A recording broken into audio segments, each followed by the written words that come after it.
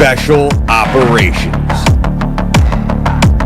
Covert Ops, Espionage, The Team House, with your hosts, Jack Murphy and David Park.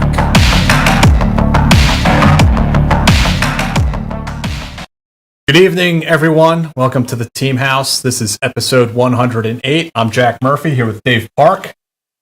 And our guest tonight is former Jtac, Wes Bryant. He is the author of Hunting the Caliphate. I read this book, actually part of some of my own research I was doing for my own work. And I was just really blown away by this book. There's some information in there that about the war against ISIS in Iraq and Syria that, to my knowledge, has not been written down anywhere else. So I think this is going to be a really amazing episode. Wes has a great story. And thank you for joining us tonight, man. I really appreciate it. Yeah, thanks for having me. I'm looking forward to it. Yeah, thank you. I really hope people will go and check out the book, and I guarantee you by the end of this episode, you'll want to go and give it a read.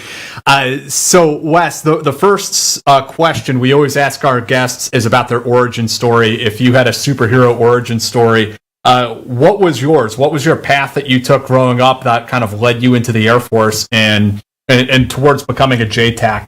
And towards the end of that, I'll ask you to explain what a Jtac is as well for people who don't know.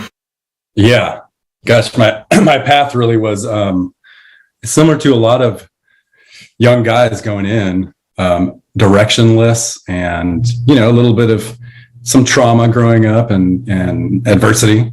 But still a first world nation, of course. So, but the things that some young people go through, and they don't have real stable home lives, and I just had no idea what I was going to do.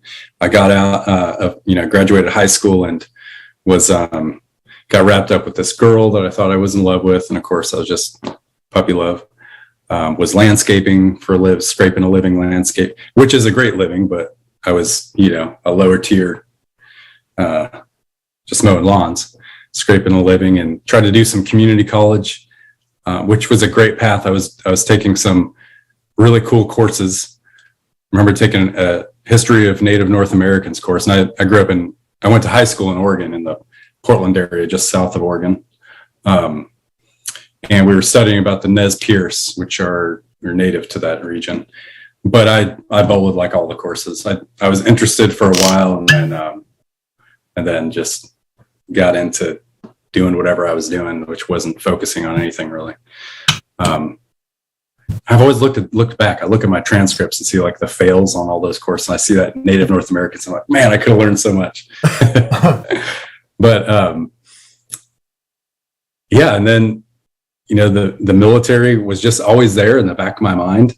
But really, at the time, in that we're talking about 1920 time frame. When I was 19 or 20, this is about 96, 97. I really didn't, for whatever reason, I was like, yeah, the military would be cool, but I want to go into something non-combat, and where I'm like saving people. I had this idealism in my head. So I talked to all the recruiters. I almost joined the Marines. They were talking me into going into recon, and then being a medic within recon. But I didn't, only because they didn't return. They were supposed to get back to me this one night, and they never did. And then the Air Force guy got me. He gave me the pamphlet for pararescue and combat control, which is actually what I became as a Jtac, was my counterparts. But I initially went in to be a pararescueman. And then, so that was March of 98. I literally I got out of my apartment, moved back in with my stepdad for a little bit, then moved down to California where my grandma was, sold all my stuff, sold my car to my best friend, and just went off to a new life in the military. I was like, I would have joined for room and board, not even a paycheck. I was just ready to go. And just to change it up. And yeah. And it was the best thing, one of the best things I've done in my life. I mean, that's one great thing about our U.S. military, and the ability to volunteer to go have a career in it is it can take someone like that where and help you find direction. Yeah. And I planned on doing 4 years and ended up doing 20, So what happened with the whole PJ thing? You went in to become a pararescue guy, and there's a swerve there somewhere in the career track? Yeah, and it really it shaped where I went. I don't regret any of that. I talk about it briefly in the book in our kind of chapter 1, where we talk about where we came from, me and General Petard. And I spent my first year and a half in the pararescue pipeline, which is at that time took about a year to a year and a half. You did a 12 to 16 week indoctrination prep course, similar to BUDS, the SEALs BUDS, focusing a lot on the water work. And then you went right to, at that time, Army SFUO, Special Forces Underwater Operations Combat Diver course. Later on, years later, the Air Force created their own course, similar parallel course, but at that time you went down to the Army course.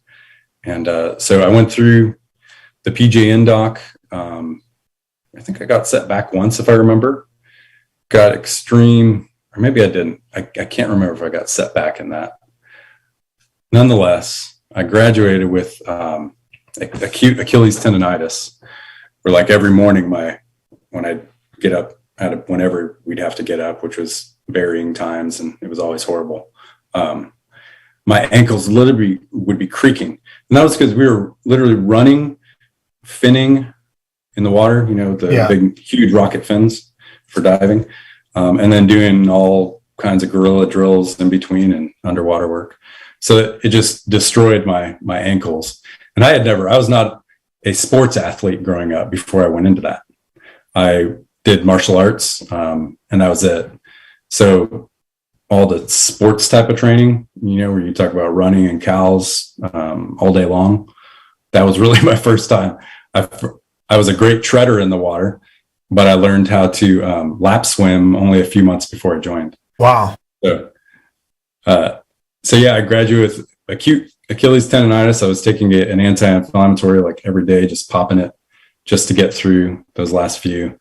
And then those last few weeks, and then went down to dive school, was doing fine. And like a lot of people, had what's called a major safety violation on one of the underwater events where we did an event where it's called Ditch and Dawn, if either of you have been, but really simple event, but there were so many procedures to it. You just go down underwater. It's once you get through all the pool work and you pass everything regarding, breath underwater, getting smashed underwater and holding your breath. Mm-hmm. And you pass all that, then you go to tanks and you do some more of that with tanks. Well, one of the simplest is Ditch and Dawn, mm-hmm. where you just go down with your weight belt to the bottom of the pool, you ditch all your equipment, and then you put it back on. But there's a strict procedure to it. And if you violate that procedure, you will get a safety violation, and you do that twice and you're out. I mixed up the procedure on dawning on the first time, had a retest, and on that retest, I was all good on the procedure, but my chest strap came undone, which is about a 1-inch wide strap. And you had to put, if that happened when you putting your tanks back on, you had to put a 2-finger quick release in there. If you didn't, that's a major safety violation. So I'm putting it on, I'm all excited. Yes, I did it. I did my procedures all in the right order, which I couldn't tell you right now. That was 98 at that point. And then I was like, oh, this came undone. Did it up real quick, and I didn't put it in that quick release. So that was it. Very strict school, very tough to graduate for that reason. A lot of washouts. So I washed out of dive school. And then from there went to transitioned from the PJ pipeline to what I ended up becoming, which was a TACP, member of the Tactical Air Control Party. So there was this, whenever you left the PJ pipeline, there was always a guy there, a TACP recruiter.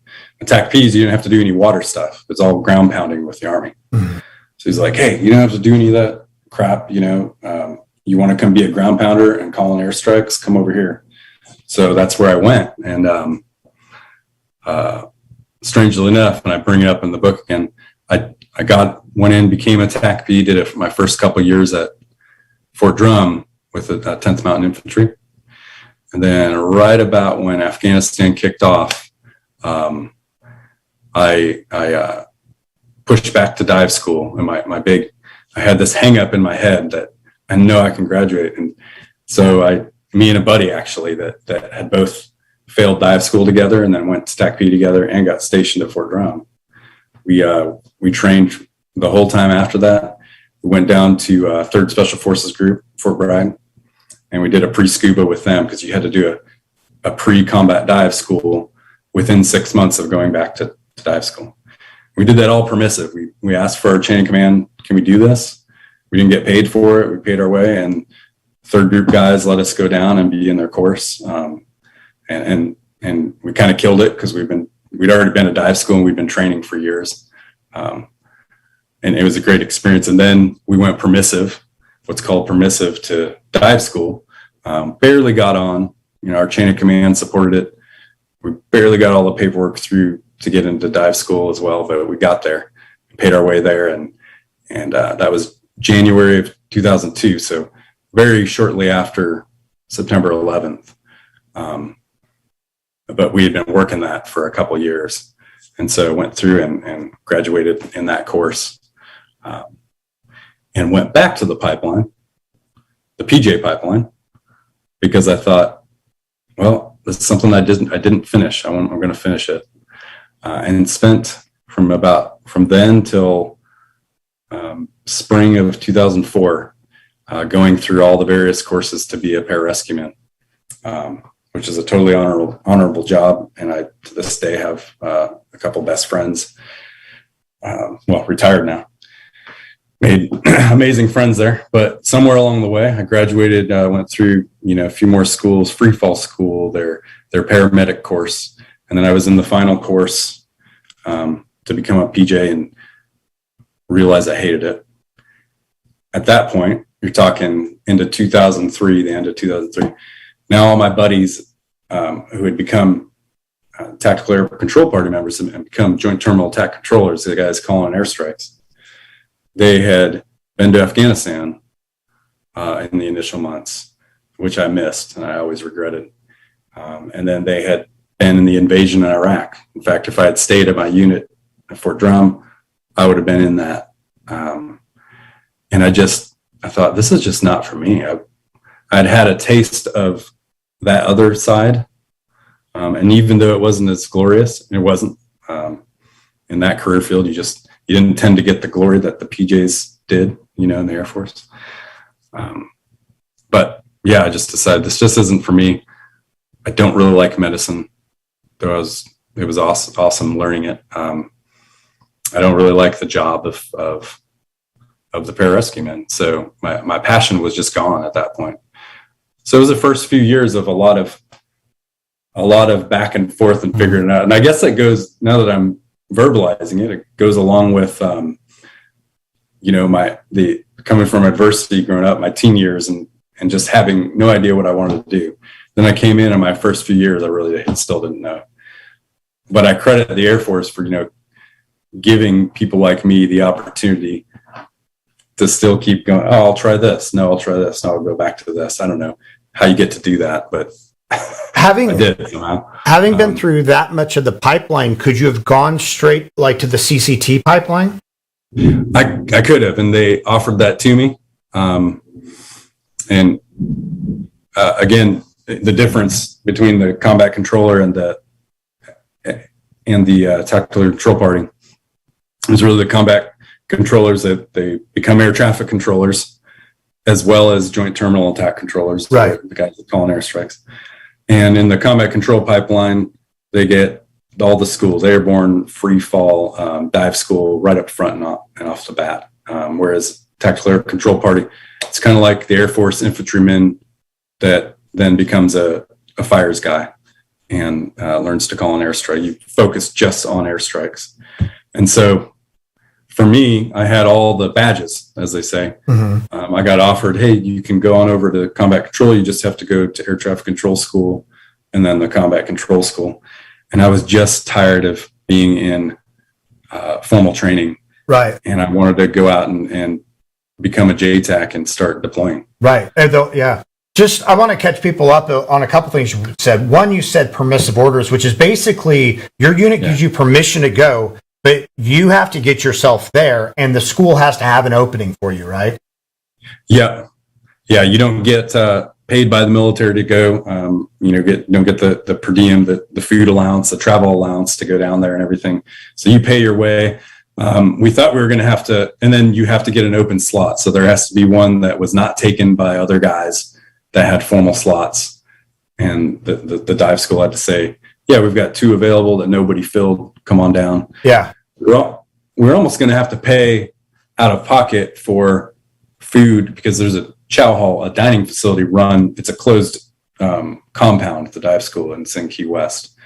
And there's a really awesome, actually, dining facility. That's one of the great things about it. Like, you get fed really well. We thought we were going to have to pay daily for that, but they were like, hey, once we got down there, they appreciated so much that these 2 Air Force guys came down permissive. They're like, hey, don't worry about, paying for chow. And at that time, we're E4s, senior airmen. Yeah. We're making almost nothing. Yeah. That's just something that a lot of people in the military don't know. You can even run into paying for your own lodging if you go permissive somewhere. Yeah. And then we were talking, for the people who might not know sort of the difference between the combat control and the Jtac, they have a similar mission when it comes to calling in airplanes and airstrike. But the other thing, like Wes was saying, was for the combat control, they're also like maybe with the Rangers to call it, like when they establish an airhead or take over an airfield, they call in, the air traffic controllers that call in the airplanes to the ground and things like that. So they have to go to flight traffic control school or air traffic control school on top of the call for fires. Yes, exactly. They're originally created to be the forward assault zone entity. Forward air traffic control, they can go up and set up an assault zone or a forward-based airfield, in the dirt, and then bring in those air assets to set up an austere base. And then that's what the Air Force originally kind of created them for. And then the Tactical Air Control Party was created to be the close air support guys for the Army. Well, then somewhere along the way, kind of in the 90s through Desert Storm, and then especially once the War on Terror kicked off, there was such a need for joint terminal attack controllers, at that point called enlisted terminal attack controllers, previously called forward air controllers, that there was such a need, and the Army didn't have any. So the Air Force said, hey, TAC-Ps all need to be JTACs. Combat controllers all started becoming JTACs. And combat controllers historically also were special operations from the start. So when you had a special operations air guy with a Green Beret team, an ODA, and he didn't know he didn't have the certification, I should say, to call in close air support, that becomes kind of useless at that point when you're talking about the War on Terror and what was needed there. So then that's how the Air Force ended up having these 2 converging JTAC career fields. One, where I came from, the TAC-P, were originally just for Army conventional maneuver units. And then the combat controllers were this special operations entity for forward assault zones. They kind of converged. Now the TAC-P started supporting special operations as well because the combat controllers didn't have enough guys at first. So you had this special operations TAC-P element, and then the combat controllers over here. So it was interesting, and a lot of sibling rivalry. Oh, for sure. And I mean, that pipeline, at least like during the 90s, the CCT and pararescue pipeline, where you got all the great schools, the guys would wait half their career to get to, the Halo and the school, like all those schools, you guys, like, they went through all of them right up front. It was the envy of every other spec ops unit, basically, Yeah. I remember dive school, I was 21 when I came in. I just turned 21. So I wasn't too young comparatively. But you had all these seasoned Green Berets with us in dive school that were like in their 30s, some late 30s. Even had one that was 40 something, like just past the cutoff or maybe needed a waiver. And they're all like, in a good way, kind of giving you a hard time because you're like, they call us the young Air Force cats that don't have any injuries, and they're like studs making it through everything. We had one guy, 17 years old.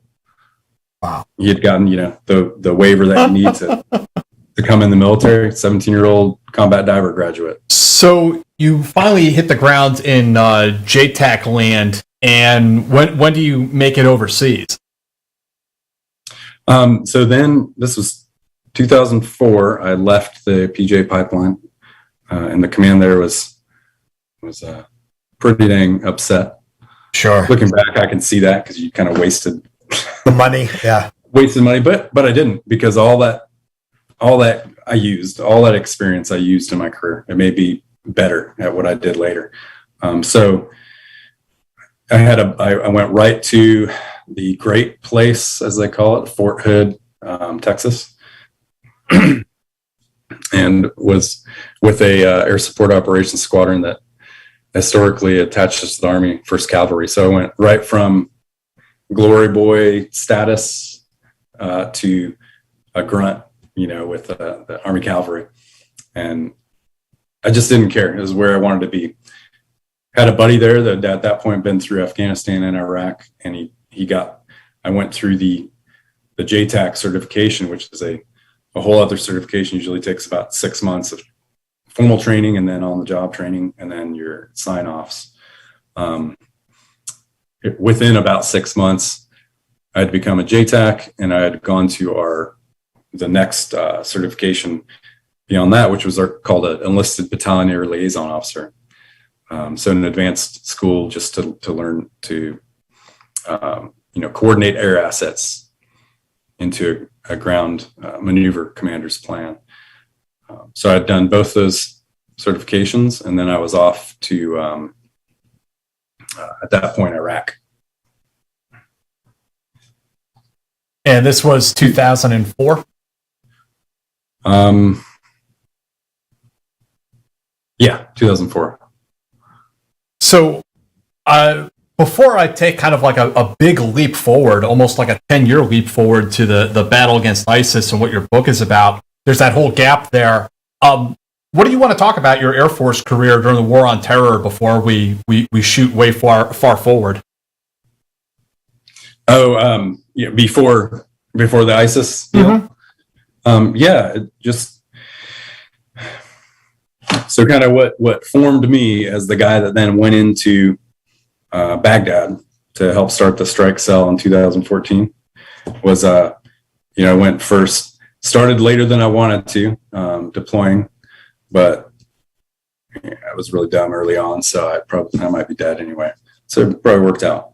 But I was a little more mature when I finally first did my first deployment. But started going back and forth Iraq and Afghanistan with various Army units. Had some really good experiences, some hot experiences as well, bad experiences that shape all of us the way that they do. I mean, to this day even.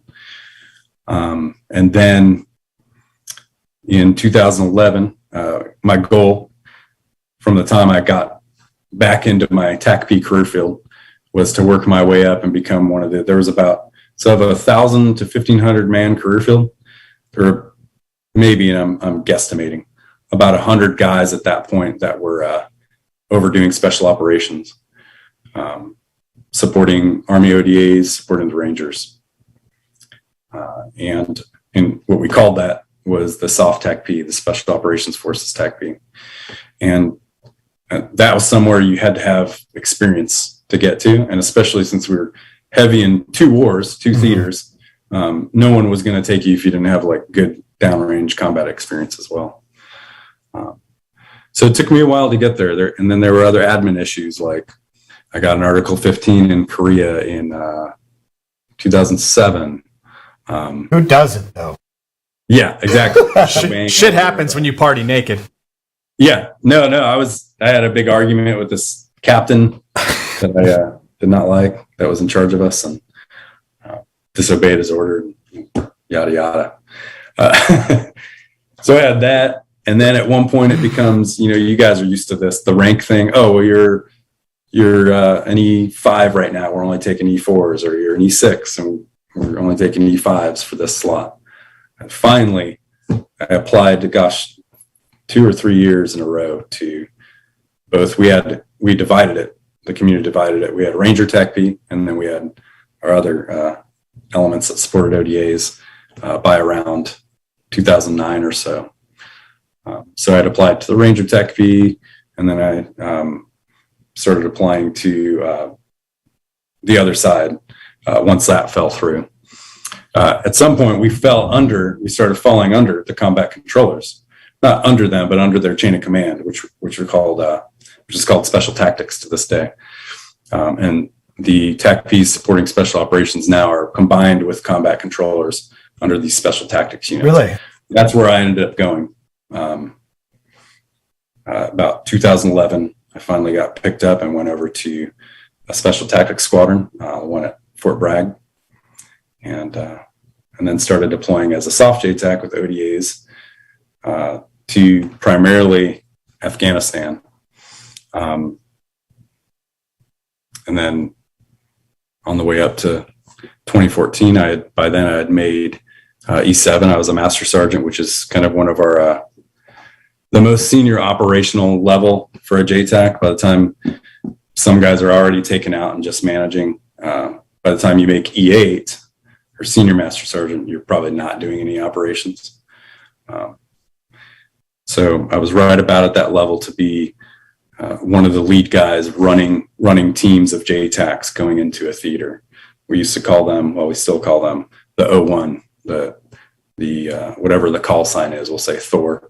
I'd be the Thor 01, the lead JTAC for going into Afghanistan, for example, taking a team of 15 dudes and they're all getting dispersed to ODAs, and I'm going to be at the task force running them and liaisoning with the task force command, making sure everything goes well. You Air Force guys always had those like cute names. Like there's some other profession or something in there. They called themselves the Titans, like a Titan. You remember that? Yeah, that was one of the call signs. And then sometimes guys would just make their own. Yeah. I just always thought that was funny. I was like, do I really have to call you a Titan? Yeah. Wes, I want to take a second for the audience who doesn't have any military experience, to give them a sense of appreciation for what you guys actually do. Because to me, it is the most stressful job there is. And to watch a good JTAC or CC2 air traffic, a close air support person work, like during combat, it's like watching a conductor, in front of an orchestra. And when I was a Marine Reservist, I trained as an FO, and it's one thing, and it's still stressful for those guys, I'm sure, for a forward observer to call in artillery, which is stationary. Right, the artillery is stationary, but it's still stressful, working out where they are, where you are, and all that stuff.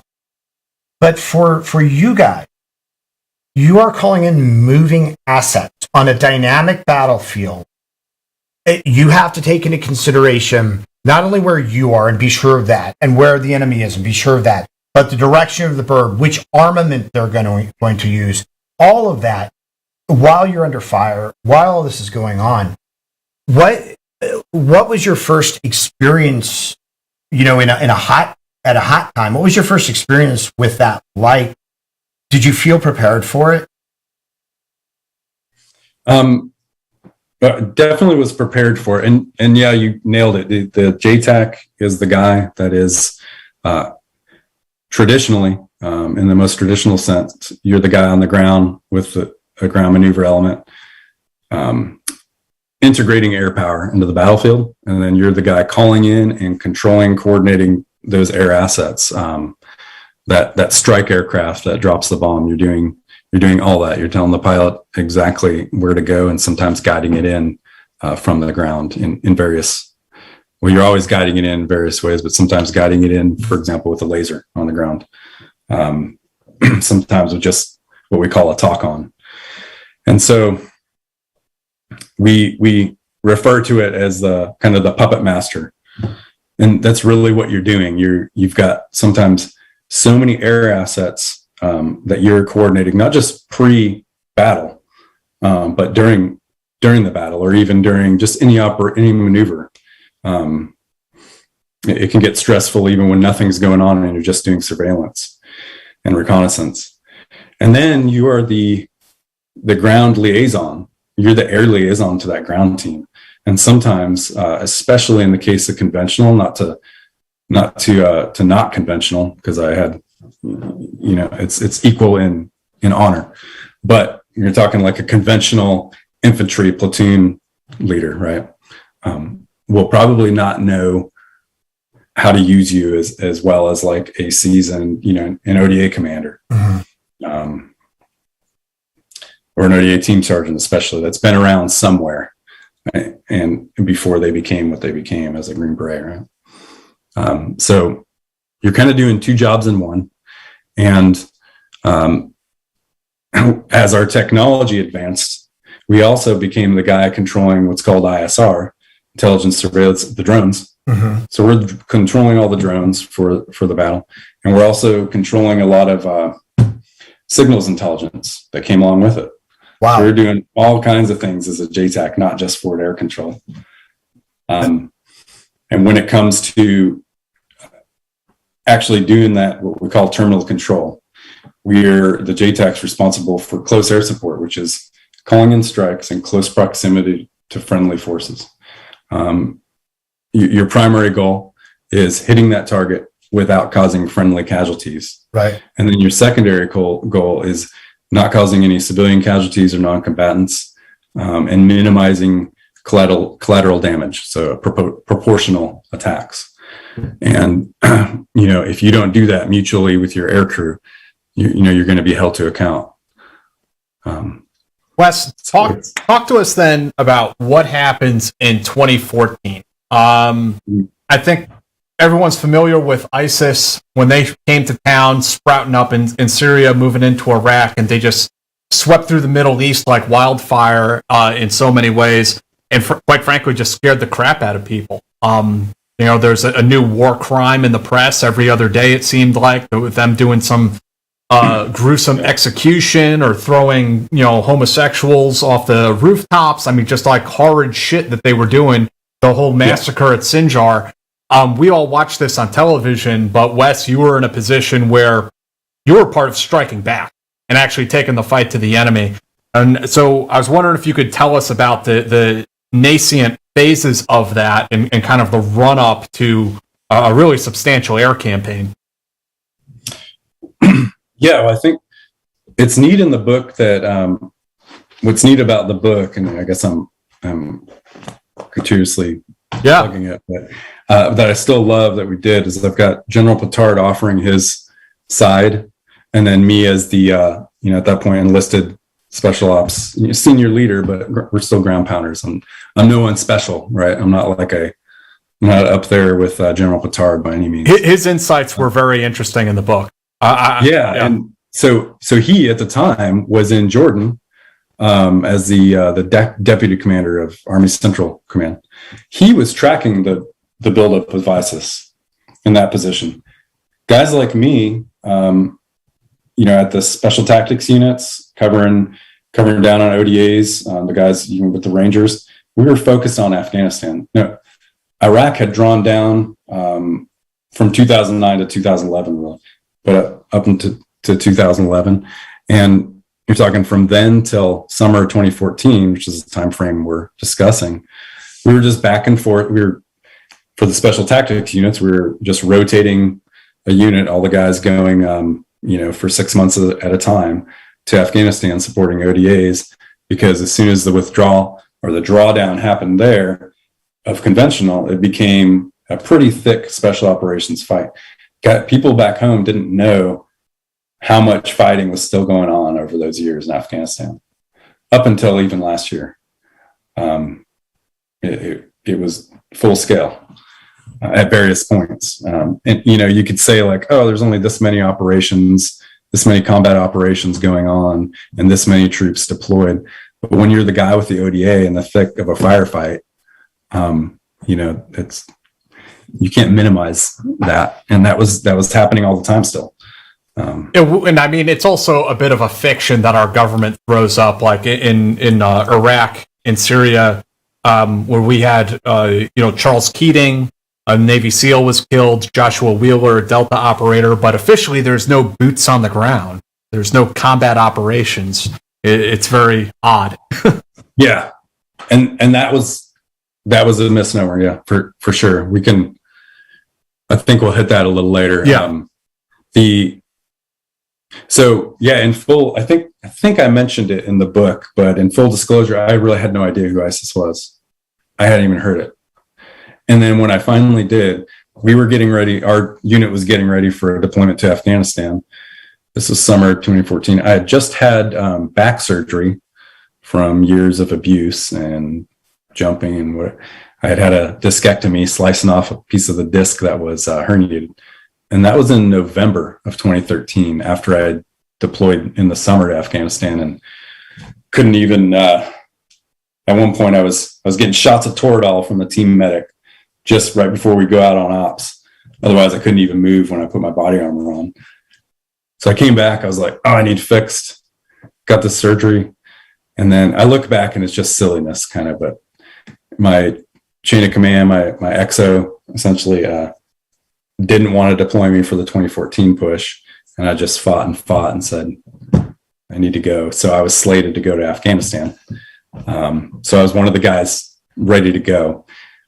When ISIS did what they did and started kind of scourging across into Iraq, and the U.S. started looking at sending a presence there to secure Baghdad, specifically the embassy and the airport.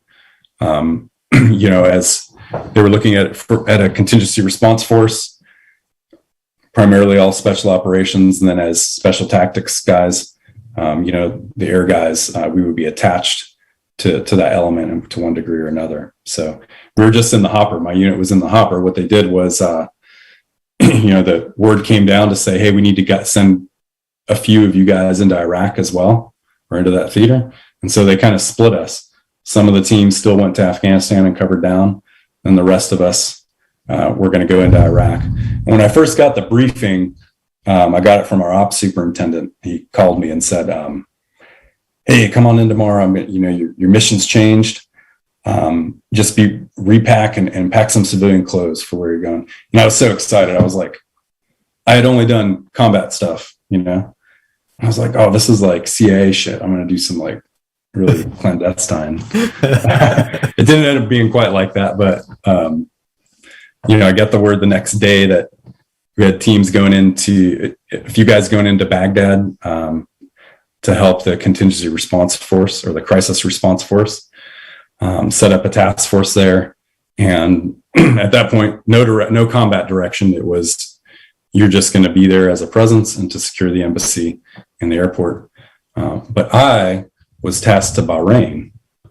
And that's why I got the word to bring civilian clothes, because that's not a combat zone. It's one of our allies. And we have what's called the Joint Special Operations Task Force Global or Gulf Cooperation Council. Oh, the GCC. Yeah. So that GCC element, which was a 05 Navy captain, SEAL, was in charge of the crisis response force in Iraq. They didn't have any fires guy at all, air or ground fires. So I was sent in there to be the lead fires guy for the task force that was in charge of the Baghdad task force initially. And it was kind of a lot of people really didn't know what was going on. That seems to be the trend, with new operations. What the American military is amazing at what we do, like flat out, but we are very reactive for sure. but we're good at being reactive. So everybody kind of fell in and figured out what to do. Like there were a couple months there of the Obama administration. We discussed this a lot. The Obama administration really not giving us clear guidance on what we were supposed to do. So in the meantime, what I was doing and others that were helping was doing the best I could to ensure we were getting all the air support infrastructure set up to be able to have air support overhead the guys in Baghdad in case something kicked off and ISIS. What does that look like, putting in air support infrastructure? Like, what does that mean? For me, it meant, I had to make sure that I become the theater Jtac program manager. So I'm making sure every Jtac that came in was certified, because we had coalition Jtacs starting to come in. I had to clear look at all their records and clear them. And this is per memorandums of understanding that we have to understand as Jtac program managers. We do this with our NATO allies. So I was clearing all those. Then I had to issue call signs for everybody. Then we had to get all our frequencies set up for all the air nets that you'd need to use. The most important thing is ensuring there's actually assets available.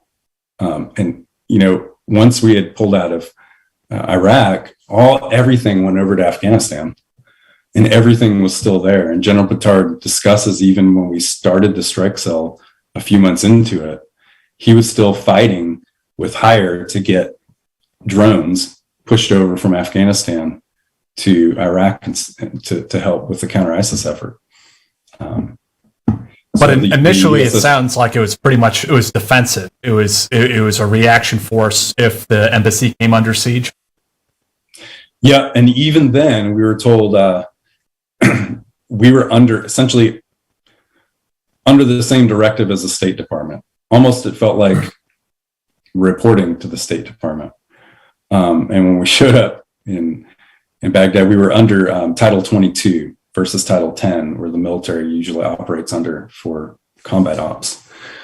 So that limited a lot of what we can do. And in fact, even when the guys first got in to Baghdad, I went in a few weeks later after this had been worked out. But when they first got in, there were certain Department of State elements telling them, hey, we don't want you guys like walking around armed and stuff around here. It just it's bad optics. And, for operators, these were SEALs and SF combined. And then we had some combat controllers and TACPs, some Air Force Jtacs with them. And you're coming out of, at that point, years of like back and forth to Afghanistan too. And you're just like, what are you talking about, man? What am I supposed to use? Harsh language? Yeah.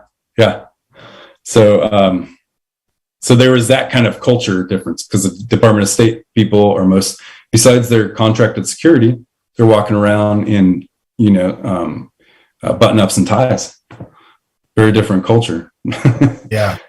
But they worked that out to give them credit. The commands of both worked things out within a couple of weeks, and it was fine. And so what ended up happening with the formation of the strike cell? I mean, presumably things just got worse and worse in Iraq, and the administration eventually decided we got to do something here. How did that come about? Yeah, it was, you mentioned Sinjar, and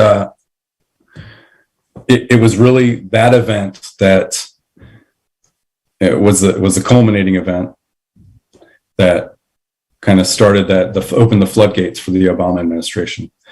Up to that point, and that was a couple months in, because the first forces like General Petard with his headquarters element, and then the crisis response force that came in under special operations, that happened in June. General Petard was sent in as he was going to be the Joint Forces Land Component Commander, what's called JFLC, we call it. He was the commander of Iraq, but really all he had when he went in was him and a small headquarters element that he pretty much handpicked. And then the forces, the other forces that came in were, if you remember right, it was the 300 ground forces that were authorized. That was the crisis response force. And I kind of joke in the book, the going joke back then we didn't know why 300 was picked, but there was that movie 300. Yeah, it didn't bode well, right? Yeah. So that was the kind of going joke for everybody. And I don't think it ever was actually exactly 300. There was always like plus or minus, usually plus a little bit. But somebody reported 300. It was the Athenians. Yeah. So yeah, that's what you had early on. You had orders from the Obama administration that we were there to advise and oversee the Iraqis and their efforts against ISIS, but we weren't doing any assistance. We weren't really supposed to plan any operations with them to any major extent, and we definitely weren't going to be assisting in operations. So you had a situation where we were watching ISIS carry out atrocities in Iraq and couldn't do anything about it. General Petard relays, time when he called up and was saying, "Hey, we're watching this right now." So this story is actually in Sinjar. So his headquarters element, by that point, this is, I believe, towards the end of July, early August. We had drones overhead, not enough, but we had drones by then.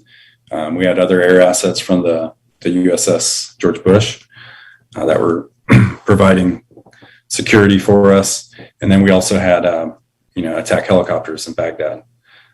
This all happened within the first month, really within the first 2 to 3 weeks. We had that going, but there were strict rules of engagement that we probably weren't going to be using them for anything unless it was like extremely dire. Nonetheless, we were at least watching.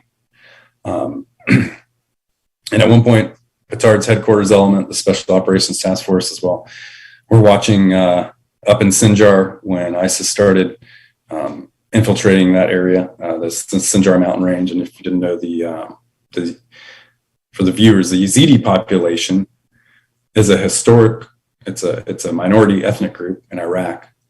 Historically, basically pretty much hated by everyone, and I'm not a complete expert on this, but their religion, from what I remember reading, and I have sense as well, kind of stems from Zoroastrianism. Yeah. Very different group. So you can see, the extremists in Islam are like, these people are the devil. Mm-hmm.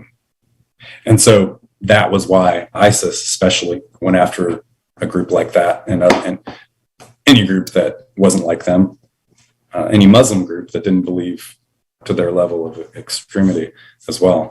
They really didn't care, even if they were Sunni like them.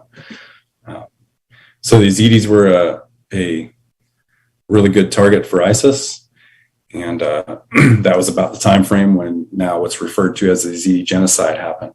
And so Petard's team, the Special Operations Task Force, witnessed some of this through drone feeds and could not do anything about it. They had one where the ISIS had gone into a village, separated the men from the women and children, and now we know the children, either became fighters or, if they're females, became sex slaves. The women all became most likely sex slaves.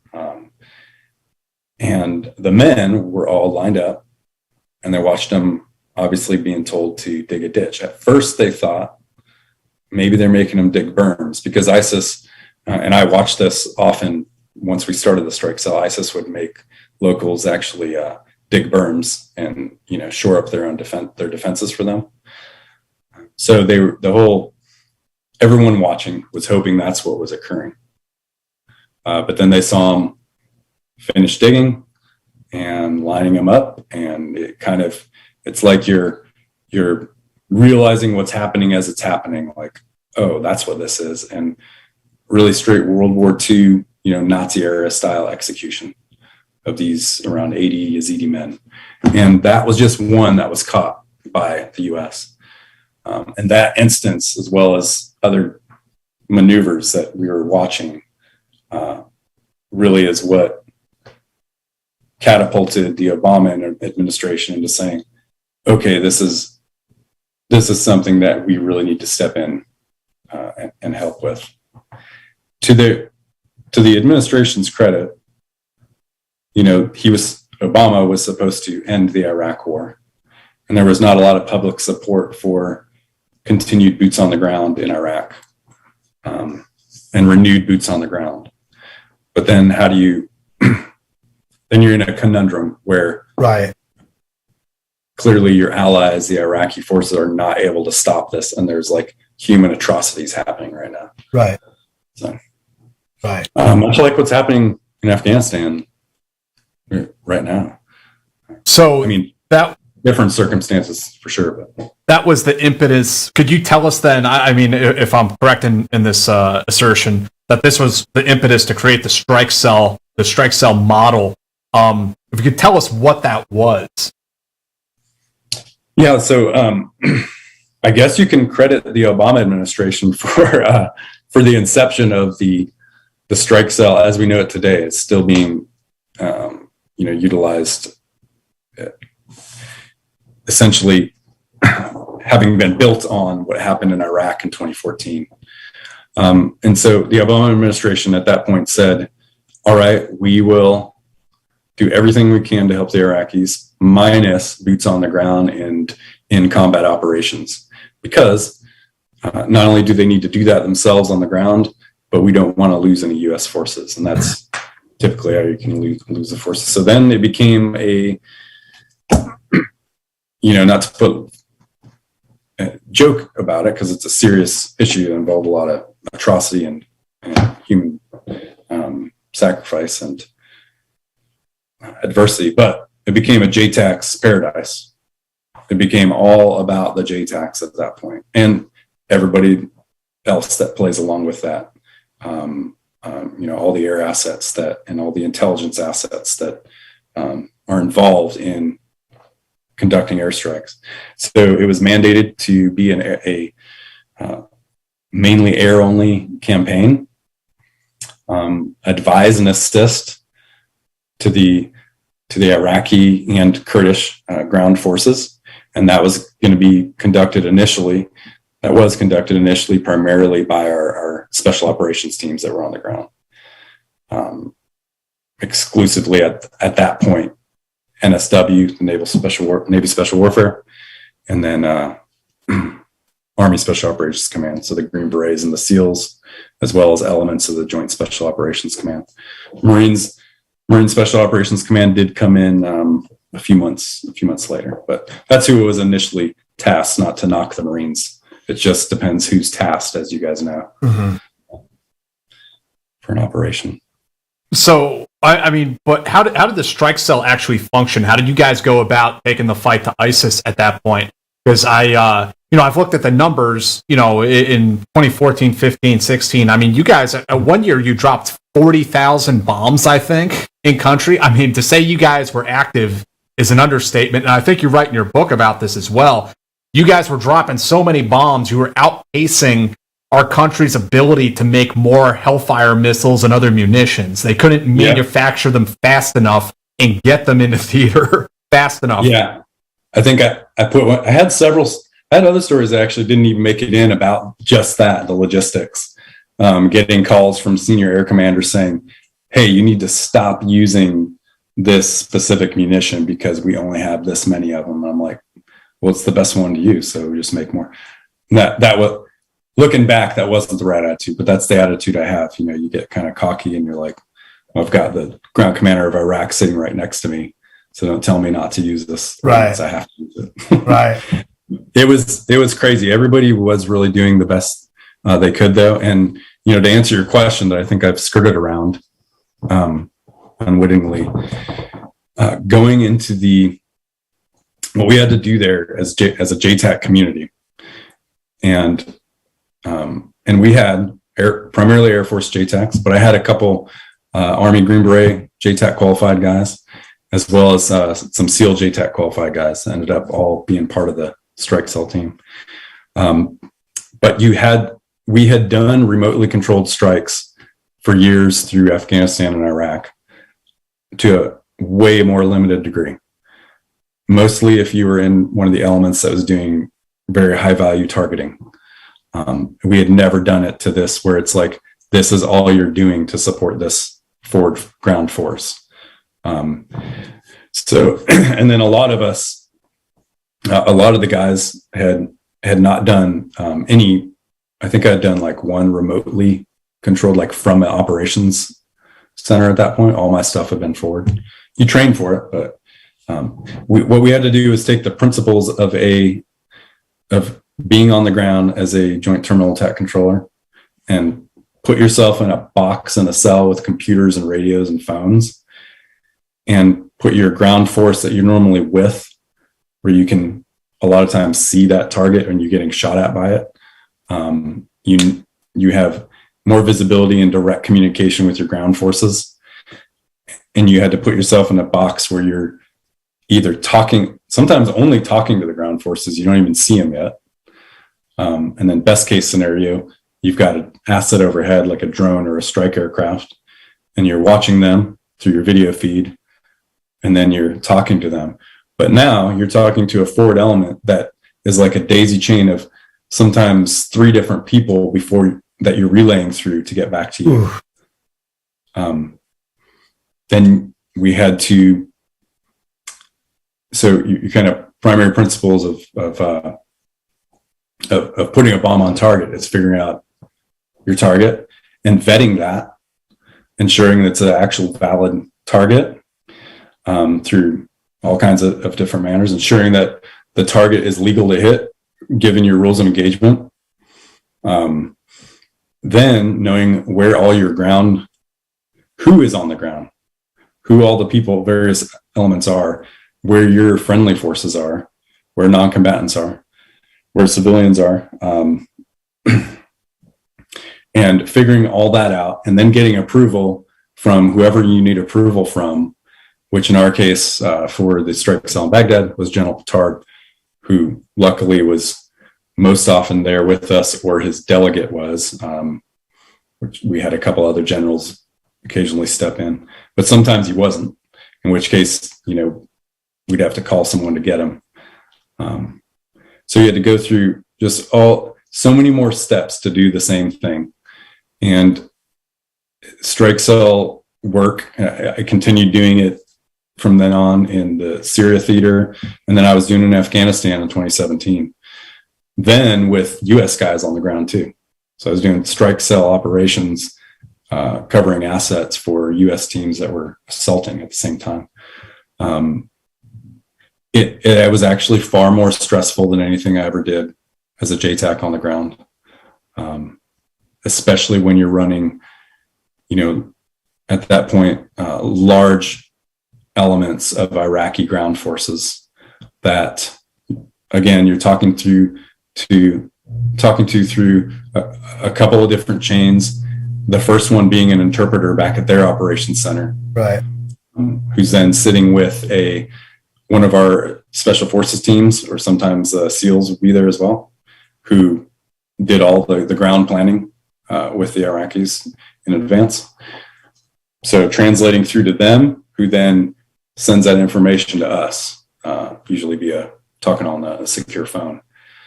So sometimes over our secure chat. So you had all this going on while firefights are happening, and you're watching guys maneuver like within meters of each other, firing at each other. It can be, it's just so, I don't want to say harrowing. It is harrowing. You're removed. You're not the one getting shot at, but it's harrowing because the worst thing that you can do, as any U.S. warfighter, but as the JTAC, calling in CAS, is drop a bomb on your friendly force. You're right. One, you're going to be done, but two, you're going to be mortified, and you committed the cardinal sin at that point. Second to dropping on a U.S. force, of course. So it was so stressful, but exciting and exhilarating at the same time, because we had seen by that point what ISIS was doing to the people. There was like a renewed sense of, man, this is real. This is worth doing. And to be honest, and I think you guys know too, for the end years of Iraq and then especially Afghanistan, we're all doing our mission, but all thinking like, why the hell are we still here? This is ridiculous. It's just an endless cycle. Right? Well, ISIS, we didn't feel like that. We're like, these dudes need to stop. Like, they need to go. Yeah. So that was great. I mean, I described it as kind of had a bloodlust. We were like, we couldn't kill enough of them. We're like this. Yeah. And we had gotten there and it'd been a couple months before we were allowed to do anything. So it's against time. And you had, I mean, the atrocities that you had witnessed up to that point, like you can go into something like that with a clear conscience that, you know, they're fucking, you know, or they're oxygen vampires, and there's no need for them to exist on this earth. Yeah. And like the level of, you know, a lot of these guys, you had foreign fighters, but these guys had been in the Iraqi military. A lot of them had been trained by us before. You had these guys that somehow in those years became so radicalized, so extremist, you know, that their outlooks and perceptions were just completely warped compared to wherever they used to be. Right. Because it's not like these guys just showed up out of nowhere, and they were people that lived in Iraq, and they just became extremists at some point. They bought into that ideology, and you know, we knew full well that they were prior Iraqi forces at one point, because they were, when we started watching them and targeting them, one of the first things we noticed is, man, these guys move like they've been trained by the US. They were using all our same stuff right out of basically the Ranger Handbook, and moving better than the Iraqi and Kurdish forces often. So, and that's largely because they had training camps going as well. And they were just aggressive. They had a lot of funding, great equipment, great morale in there, you know. They were just zealous. It was. Jack mentioned that, like, you guys were dropping a ton of munitions. You know, like when you're like 40,000 bombs or whatever.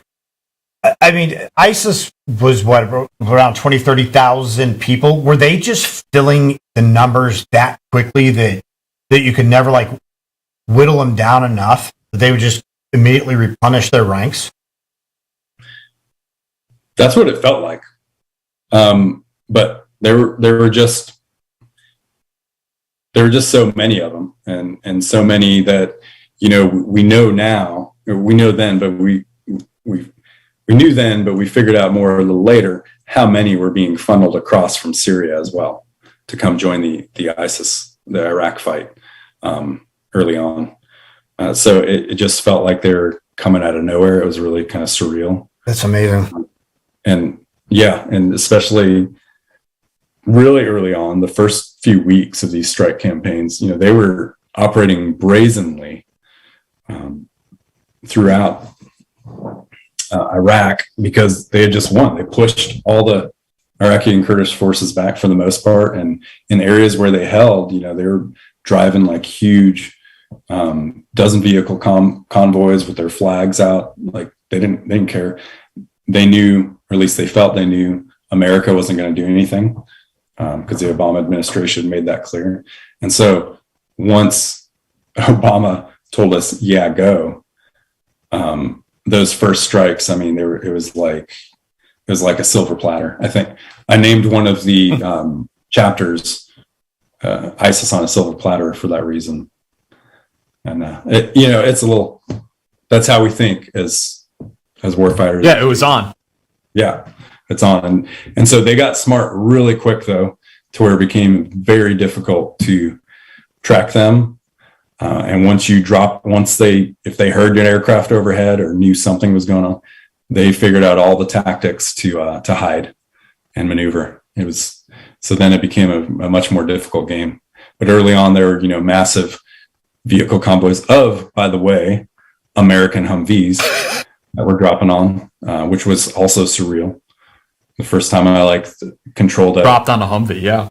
Yeah. You're second guessing yourself the whole time. And I think I remember asking 2 different times too, hey, confirm.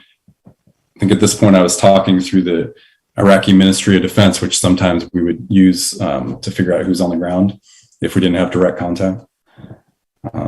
Anyway, I remember confirming a couple different times, hey, that is our guys, right? Yeah, that's jarring. That is ISIS, right? That's not our guys.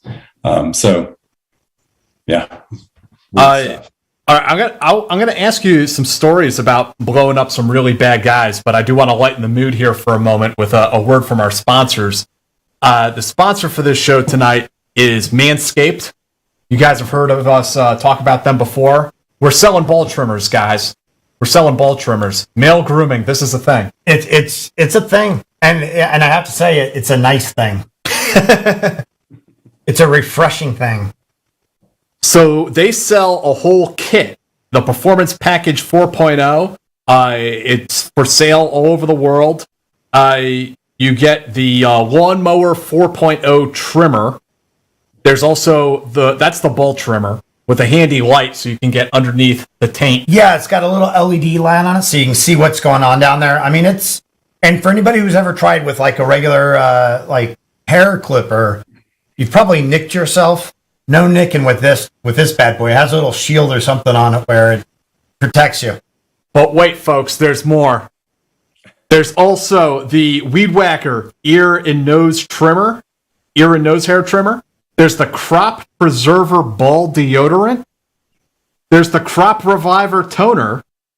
There's even performance boxer briefs and a travel bag to hold all of this stuff for you. It's a nice looking travel bag too. It is. It is. That tonic, so Wes, they sell a tonic like an aftershave.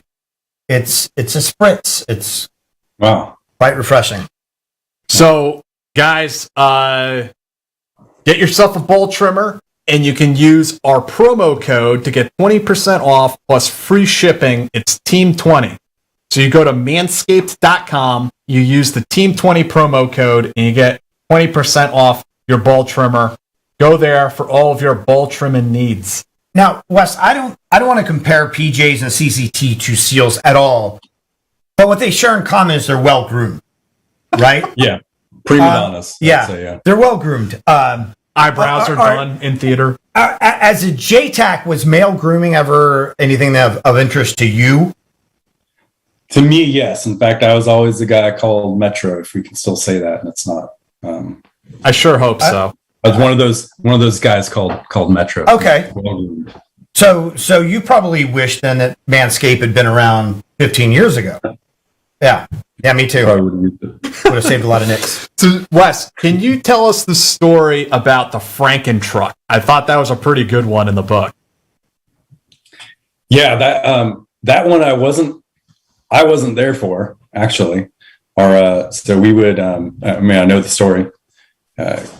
So we wrote this book together, and then I was there and heard it afterwards. But so the lieutenant commander, I had my counterpart running the strike cell in Baghdad, was an F-18 pilot who was tasked with the Naval Special Warfare Task Force, and he was the officer in charge of the strike cell. And we would switch off as the lead with another lieutenant, actually. Switch off as the leads for the strike cell I think we were doing 8-hour shifts at that point, because it became dynamic. It became, at times we're controlling 2 different strikes with 2 different battles going on at once in the cell, and then the other surveillance going on over here. And so your mind just became scrambled. Right. And so we kind of broke it down like that. And so Vern, who I mentioned in the book, he was covering down on that one. And I had one of my lead Jtacs, actually, I mentioned in there, Adam, was the guy controlling. And so General Petard, one of the really good communications methods that we had that kind of broke down the barriers from what I mentioned before, where you would have a forward ground Iraqi commander talking to his operations center commander, to an interpreter, talking to our soft team, then finally to us and back down. General Petard, if there was a senior commander out there that he had relations with, he would have a direct phone line, and I'm talking like a cell phone line to him. So in this case, it was the Iraq Counterterrorism Service, who are a pretty BA group, and were back then. Like they were the only guys not tucking tail and running pretty much early on. So it was that commander that General Petard had a direct line with, both that commander talking through an interpreter on the cell phone, though, to General Petard's interpreter that was always right with him. And then sometimes that commander would talk kind of broken English on the phone to him. So what would happen is Petard would like step outside and outside the cell to get signal, and he'd be getting all the information, come in, and he'd direct us, the Jtac, sitting there at the desk, just like I am now, but with a billion computer screens, secured phones, secured chat, and radios, talking to umpteen, sometimes upwards of 10 and more air assets, and then a bunch of ground elements as well, and controlling what's going on. And he'd come in and say, "Hey, Wes," or "Hey, Adam, like, this is what I was just told." Those were the best times as far as that communication with the ground element. Well, at this point, for this specific event, we'd actually gotten parallel intel. The Iraqis got intel, that ground commander. They were pushing up towards, if I remember right, Beji. Yeah. On a straight road. The Iraqis got intel at the same time we did that there was going to be this huge suicide truck coming towards the front lines as the Iraqis pushed up. So that ended up panning out as true. And the strike cell ended up seeing this giant semi with armor all around it, driving through the city, not approaching quite yet, but driving through the city. And it lined up right with what Intel told them, exactly how it would look. So there's confirmed. And when we talk about identifying the target and ensuring it's actually a target, at that point, that was what we call positive identification, because you had two different ground intelligence sources, and it correlated with what you're seeing from the air. And literally no one else is going to be driving something like that. So we know we have it, and it's going towards the front lines at that point.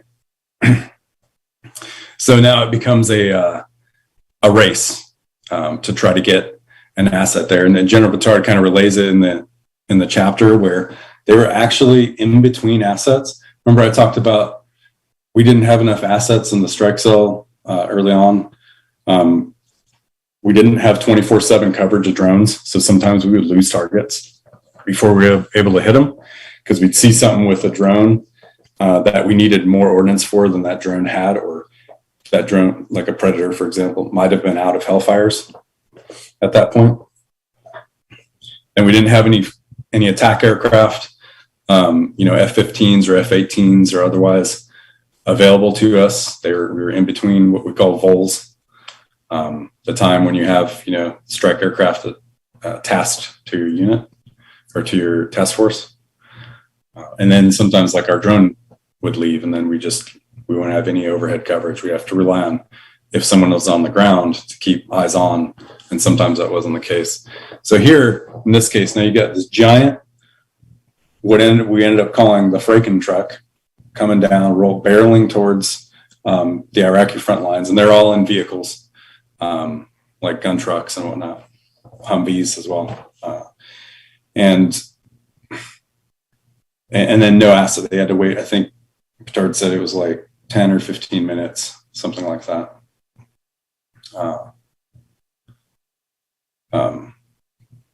For an asset to come on board.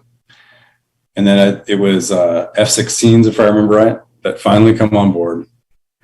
And that F-16, it was a coalition aircraft. And, Petard does a really good job of talking about like they're coming and coming. And it's, definitely it's a few minutes from impact.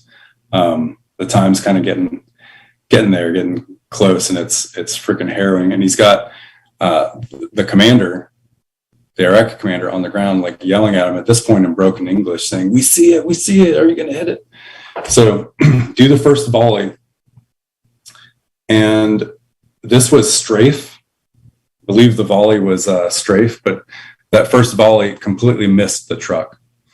I believe it went parallel, which is really hard for aircraft, whether it be, and strafe is the gun, like a 20 millimeter cannon. It is really hard for a fighter jet. This is kind of, one of the tactics we learn as Jtacs as well, to be able to guide your pilot. But wherever he was positioned in the sky, when he got that clearance, he had to come in with the truck going parallel, and it's easy to miss. Oh, I got you. So usually they try to come in going along with it. Well, that didn't happen. Completely missed. And now that pilot had also dropped previously we had a task force up in the north out of Erbil that was simultaneously running strikes at this point. So a lot of times we would switch off assets. Sometimes assets would come to us with less ordnance and vice versa, because they had just used it on something else. Right. So that's what happened here. He was out. And then it's, down to crunch time. And it's like within, I believe, like less than a minute at this point, where before this Franken truck is going to hit the front lines. And then Adam mentions like, hey, we can hit this thing with a Hellfire from the Predator that we're watching with. That wasn't the first weapon of choice because it was so dang huge. They didn't know if it was going to do anything. So, in the book, there's this kind of countdown of it's getting closer and closer. It takes a little bit to coordinate that strike with another asset. Like, you can't just go and say, hey, Hellfire, or hey, Predator, hit this. You've got to meet some parameters before that happens, right? So took a little bit. This thing that the Iraqi commander is at that point yelling through the phone saying, hey, it's gonna hit us, and then boom, finally in the nick of time, Adam controls this Hellfire, and those, our Predator crews are excellent. It hits perfectly on that truck and just blows it to smithereens. And then is a kind of funny story relayed where the commander on the ground says, hey, that was great. Our tank hit it like just in time. And this was like within tens of meters. Probably that's what they said. And that's what it kind of looked like, but maybe about 100 meters of that front lines of Iraqi vehicles, where it definitely would have destroyed some vehicles because the secondary, what we call secondaries, or the explosion from hitting it, was pretty gigantic. So the Iraqi, the commander comes back and he's talking about, hey, yeah, our tank hit it like right before it got to us. We didn't need your help. And General Petard's like, well, actually, we hit it with our Hellfire. And so he's actually a little bit pissed off, but he decides to leave it and say, because the commander comes back and argues with him a little bit. He decides to leave it and say, well, hey, this worked out. And then they continue mission from there. Then our guys are reviewing the strike footage, and in slow motion later on that night because it was pretty hot after that. They kept on doing strike after strike as the Iraqis pushed forward. But later on, when there was some lull time, they were able to look at the footage, and it turns out that, both impacted at the same time. Iraqi tank with that Hellfire, boom, together. So each of us thought that. That's crazy. Epic team up. Was that the first round that the tank had shot at it? Yeah. And I don't know what was going on the ground. And again, I'm giving you a secondhand story from our book, right, which I've heard General Petard relay as well. I'm probably not doing it justice because this was not my story, but I don't know what was going on the ground where that was the first round. I think because they were counting on close air support hitting it the first time. Yeah. And once that was a total miss, then they're like, hey, we can get hit with this. So, Wes, out of curiosity, now I know that, that the Iraqi Sunnis and Shias and all the different Kurd factions were against ISIS, and it was one love and harmony. But being that you didn't have constant, drone coverage and were relying on the word of the frontline commander giving you targets, was there ever a concern that maybe it wasn't an ISIS target that they were targeting, but maybe there was some beef that they were trying to settle or something like that? With Iraqi forces against other militias? Against whomever, yeah. No, and we never had any findings of that. We never worried about that. We never had any findings of that or reports. It was really like everyone at that point was in the game against ISIS, like the Shias and the Sunnis. It's kind of a thing of beauty, really. You had Iranian influence there. Petard at the time didn't put this in the book. He almost did, but he was just at that time worried about security back when we wrote it. But Iran's general that we killed, years later, Soleimani, Petard was in indirect contact with him. Mm-hmm. No shit. Yeah. And for one of the operations, Amerli, if I remember right, liberating Amerli, we actually had organized the Kurds with the Iraqi CTS force as well, with Shia militias enabled by Iranian Quds forces that were on the ground with artillery. Wow. I look at it as like, man, that was a thing of beauty combat operation wise, because it went really well. It's like, how come it can't be like this more often? Yeah, and then I think about that, and this might be naive, but I'm like, there was something to be had there. Strategically and diplomatically, right? Could have developed from that. But that's pretty incredible, and I don't know if I've never heard of that before. That we had some coordination with the Iranians, at least on some level, which makes sense. And I mean, it's a good thing that we did to avoid, I don't want to say blue on blue. That's maybe the wrong phrase, but still better we're working with each other than against each other, right? Yeah, and that was really the thing. I mean, the leader of the Iraq Shia militias at that point, we saw in more recent years, we've seen all the issues with Shia against the U.S. again. But at that point, he issued an edict to all the Shia militias to say the U.S. is not going to be targeted. ISIS is our common enemy. Wow.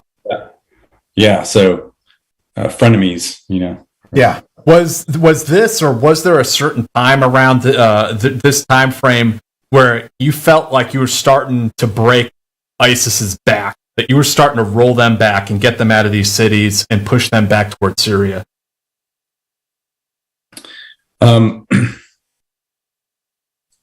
I'd say as soon as we had it, the airstrike campaign started out a little bit slow because Obama set very strict limits. Mm-hmm.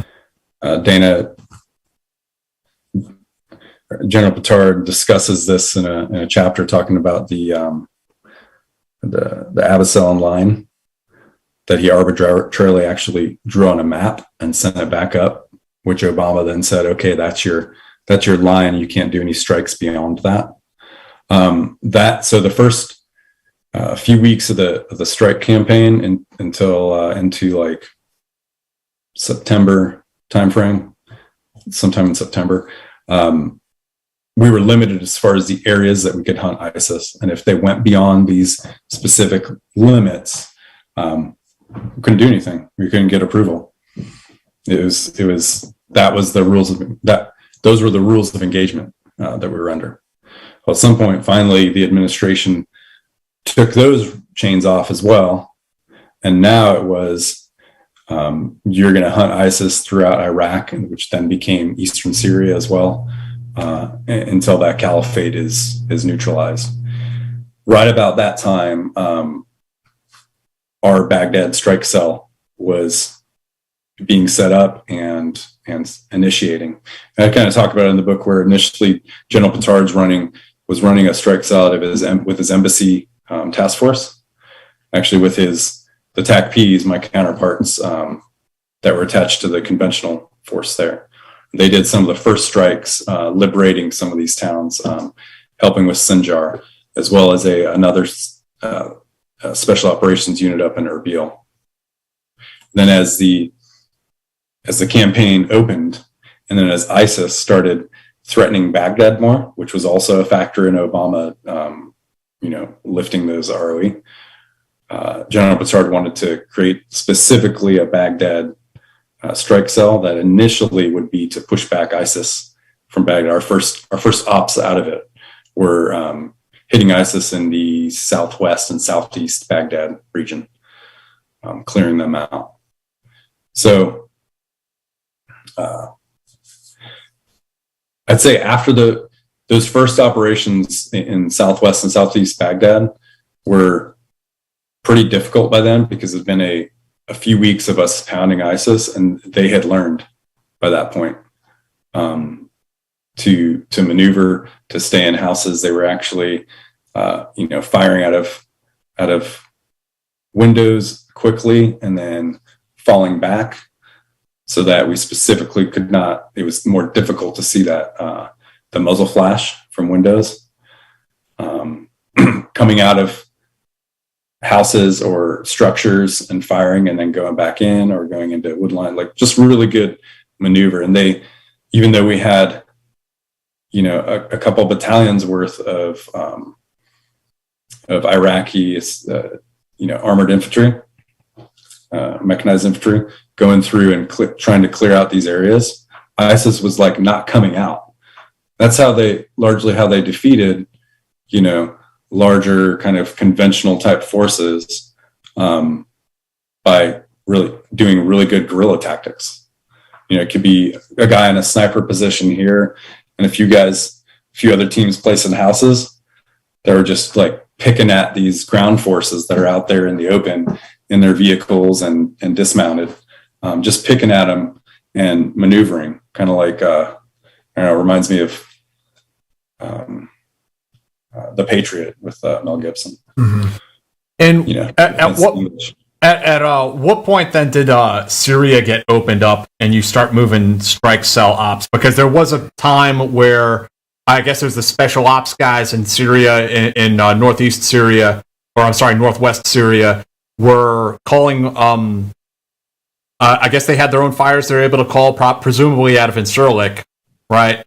And then you guys moved in there with the strike cell operations. I mean, you tell me, how did all that go down? Oh, us pushing into Syria, right? In the fall of 2014, we still hadn't initiated a presence in Syria by any means, but because ISIS originated out of eastern Syria with capitalizing on the civil war there with Assad, and then it's actually had spread over to northern Iraq. Since Obama gave that edict to say, now we're going to hunt down the ISIS Caliphate, we're going to stop the ISIS Caliphate, that then extended us into Syria. And there were kind of some essentially off the books discussions with Syrian military command to find certain strategic targets. Those first targets that were hit, that I think a few of them did end up on the news within a day of us hitting them. Those actually were coordinated with Syrian military elements, strangely enough. Now, us over in Baghdad, I had no part in that. General Petard had some oversight of what was going on, but he also was not in charge of the strikes there in Syria. But what ended up happening is we're in our lane here in the Baghdad strike cell. I'm covering strikes now across central Iraq, kind of going up into northern a little bit, but that's my lane, going after ISIS there. And then all I know is, hey, we're going to hit some U.S.'s, another task force is working strategic targets against ISIS in Syria. What did that do to me? It took a bunch of assets from our strike cell that we already didn't have enough. So we were, the U.S. military was, we had so many targets to hit and just not enough things to hit it with at that point. So there was definitely mismanagement of assets early on, and that started getting cleaned up because Afghanistan had their combat operations on the ground with U.S. forces going on. They had high value targeting going on, and they were not going to let up. They were going to let up as few assets as they could over to the Iraq and Syria thing. So there were those fights that you always end up having, and good arguments, because obviously if I'm a senior commander in Afghanistan, I'm like, well, there's U.S. on the ground here in combat ops and none here in combat ops. So who's more important? That was the argument. So anyways, Syria strikes then took a bunch of our assets. We were actually shut down the first night of strikes, which I can't remember the date. We do have in the book, but we were completely shut down as a strike cell. All our assets were to the Syria push. And it was really cool on our end because, we're able to watch everything real time. And we saw the screens of the massive amounts of strike aircraft that were pushing across into Syria. Our feeds, they're tracking our aircraft. It reminded me of like a World War II kind of onslaught. It was pretty crazy. And then, we just basically sat and watched strike TV all night because we were doing nothing in our strike cell with no assets. And other teams, other task forces were, or I should say another task force was hitting those targets in Syria that had been worked up for, a couple of weeks or more prior to that. And it was crazy, at that point we were getting some information on what overall was happening with our fight against ISIS, but to us, our lower level kind of operational guys, we're like, oh, we're going in Syria now? What are we doing? Are we going to like pushing guys into Syria? Like, what's going on? We had no idea. Yeah. Because you end up being in your bubble, right. And so you get some information from your, from the operational environment you're in. You also get some information that you had no idea about from literally watching the news, CNN and Fox and whoever's on. Right. It's pretty crazy. And that was unless you're in that very senior level. And that was oh, sorry. Go ahead, please. No, please. I was just gonna say that was a very confusing situation anyway, because we're against Assad, we're supporting the rebels, then we're maybe working with Assad to take out maybe rebels, maybe ISIS. We don't know. Maybe they're maybe we're one and the same. And then the Russians show up. Yeah. And I was actually covering down on the next year. I deployed to another location covering. I was running the strike cell out of the Special Operations Task Force covering all of northwest Syria at that point. And the new Syrian forces that we called them then, that was a failed endeavor, but yeah, I don't know if you can talk about that, Wes, or if that was General Petard's part in the book, but I respect General Nagata. I think he's a smart guy, but that whole new Syrian army thing, as you point out in your book, and I reported at the time in like 2014 or 2015, it was such a boondoggle. It really was that. Yeah, that was all my experience, and I actually had a lot more on it. But the focus of the book had. Well, I was going on a Syria tangent. Can you say your piece? Can you give us the Syria tangent about the new Syrian army and what that was and what went wrong? Yeah, the new Syrian forces were. It was I guess mind child of General Nagata, the commander of Special Operations Command Central, who I have a ton of respect for. His background speaks for itself. He's incredibly intelligent. So I loved sitting in the update briefings and listening to him because he just had so much insight. And but this failed, and I'm not saying it's not on the blame of him necessarily. There are just a lot of factors that made it fail. One of the biggest ones is they just could not get enough fighters. And then our policy kept going back and forth, where literally the administration or whoever was in charge of telling us, giving us funding and giving us a thumbs up in the administration, was yanking the program back and forth. Train them, don't train them, keeping them in the barracks, get them, yeah. And so that really, and I discuss it a little bit in that chapter. This is an end chapter when I go into my experiences covering down in Syria. We were running a very tiny force that were being trained up in other countries of Syrians that were recruited to fight ISIS and be patriots and push back ISIS from their country. At the same time,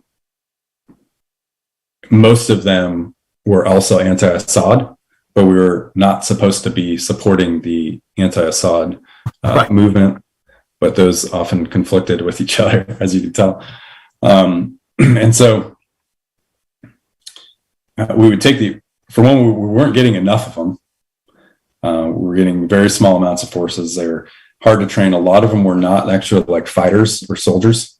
They were like doing normal things, like, being a doctor, a lawyer, or whatever, a layperson. And so that was difficult for the guy who was training them. And then, as you said, there was a back and forth of funding and equipping, where there were times when we could not get the equipment for them that they needed to be able to push them in. Guys that were on holding the line, and we had what we called it the Mara line. Our center was a small city called Mara in northwest Syria. It's north of Aleppo, about 40 kilometers, whichever one knows what Aleppo is. So we called this the Mara line. There was a line straight through Mara on the east side of it, down to Aleppo and up to the border with Turkey. And basically ISIS was on the east side of the line, and our NSF and other groups held the west side. And our job was to keep pushing that, at least hold the line, but keep pushing it further and further east to push back ISIS. And ISIS was trying to push further west all the way to take the whole northwest. There was another group, actually Jsoc element, running everything in northeast Syria, mostly with the Kurds, Syrian Kurds. So then we were covering the northwest here. Just not enough of them. And we had times when, I remember once in particular where guys were hunkered down in Mara itself, and ISIS had taken our line, even though it's asymmetric warfare, we were constantly updating our northwest line of who held what, in our op center, and our line constantly fluctuated back and forth. So this was a time when ISIS had kept coming in all up and down the line and taking little parts of town, little villages here and there, parts of cities. And they were actually in Mara, which was the center point, kind of the headquarters of our NSF at that juncture. And the NSF were down to one magazine at this specific spot. We could not, because of the funding issues from originating from back home, we had not been able to refit them with ammo. We finally got them ammo, and we got more guys pushed in. But these were the challenges, and we had guys up and quitting, of course, because why would you keep fighting? But I don't think it was NSA. I think it was probably one of the other groups that the interagency programs up in Turkey. But I remember, because they kept shutting down the program, some of the special forces guys were complaining to me. The militia, they got so antsy in their pantsy about being confined to their barracks and not training, that SOCOM bought them Xboxes and flat screen TVs so they could play Mario Kart in the barracks and not kill each other, I guess. This was the guys in Turkey? Yeah. Oh, that's awesome. So you're hearing that while I'm way down south running things. Yeah. Somebody in command had obviously been an 18-year-old Ranger at one point in time. I heard it was actually a general that made that call. Yeah. But then down in what is it, El Tanif, the guys that we were training down in Jordan, I mean, it was the same fucking debacle down there as well. Yeah. Yep. And you mentioned El Tanif or El Tanif. I actually that's one of the things I discuss in that Syria chapter is us going at later on. What was it, like a year later? We finally sent in forces and took out the ISIS strongholds there in El Tanf. But we were watching those forever. And during my time, this was fall of 2015. We had most of the northwest in Syria to give a map view. El Tanf is down in the southwest. So we actually had some things going on in the southwest for my task force. So El Tanf on the border with Iraq was one of those. And it was just held completely by, as we could have bombed every single building there and killed like a giant ISIS headquarters. But we couldn't, we were not allowed to, because every one of our strikes had to be in conjunction with an NSF ground maneuver. Wow. That was why we couldn't. Then you talk about the guys in Jordan. We had them ready to go across, maybe I think 5 or 6 different times. And each time could not get approval. We had to get approval from Obama. That's crazy. Yeah. And so it's from Obama through the SecDef down, through those chains to us. The final night when we were all ready, and we had prepped fires. As soon as they came in, they were going to throw mortars, and then we were just going to drop a bunch of their barracks with C-130 gunship. It's going to be pretty beautiful, as we say. And then that was the night of the Paris massacre. If you recall. Yep. So we didn't hear a thing, obviously, from our approval authority. And so these were other issues that we brought up, was this kind of hamstring from a lot of our operations, in ISIS, with ISIS in summer of 2014, we had ROE constrictions, and then we had, generals a general officer had to be approval authority, but we had the ground commander right there, the 2-star general of Iraq right there with us. Right. So that helped. Now here, a year later, strike cell operations have been going strong in Iraq and Syria. And then we had some partnered ground force operations at that point with the Kurds, Iraqi and Syrian Kurds. And then here in my task force, we were running forward NSF without any U.S., because we didn't have a real U.S. presence in Syria still by then, until a few months later. And then we had these kind of hamstring of the administration was still just worried about, they were worried about so much, they wanted to keep oversight on all of it.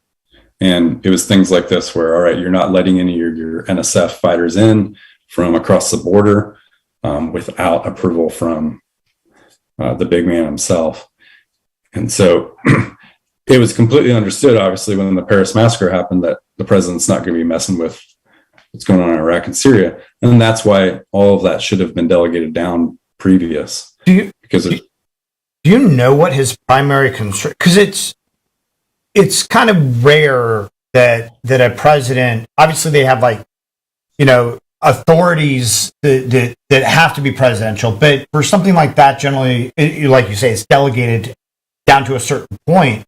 Do you know, was it optics? Was it, do you know what the primary concern was? Why they wouldn't go, or why he maintained control of the approvals on these ISIS strongholds? I didn't have full visibility of that, but I'm guessing because we still hadn't sent in people to Syria. We had literally might have had a dozen guys in Syria up in the northwest doing some advising and, surveillance type work.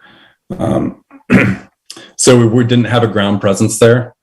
And then there was the Civil War. So it was an issue of the optics of sending in rebels anti-Assad rebels, I believe. But I wasn't at that level, like listening in on me. All I knew is I'm the Jtac running. I was the senior Jtac in the strike cell, Right. And that we need to get approval down from the Obama administration. That's interesting. I mean, obviously there was something going on. I can't prove this, but I suspect that there was some cable traffic making its way to the White House, that some of these rebels we were training were not quite ideologically solid, if you will. Mm-hmm. Like Wes pointed out, they were more interested in fighting Assad, not so much interested in fighting ISIS. Like, what does that tell you about their predilections? Or who are these guys really that we're training and we're deploying into Syria? I couldn't prove that beyond a shadow of a doubt.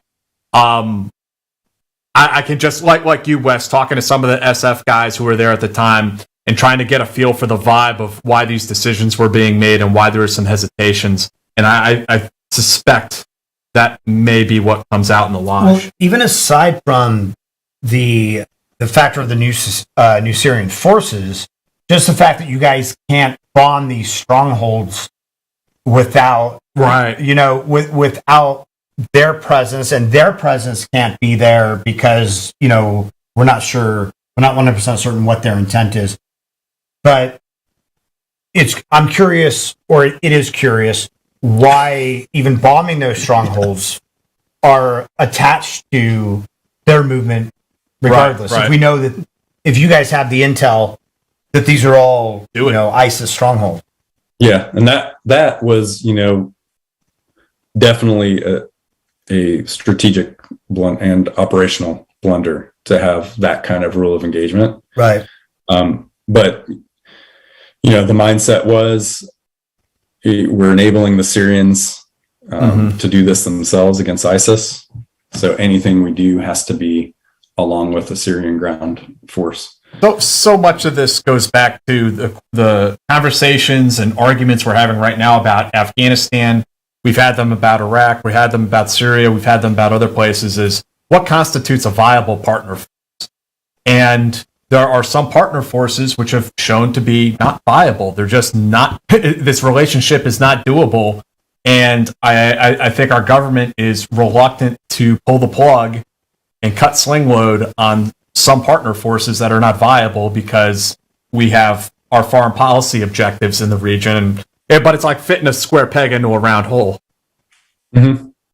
Yeah, and you mentioned these guys, being more interested in fighting Assad.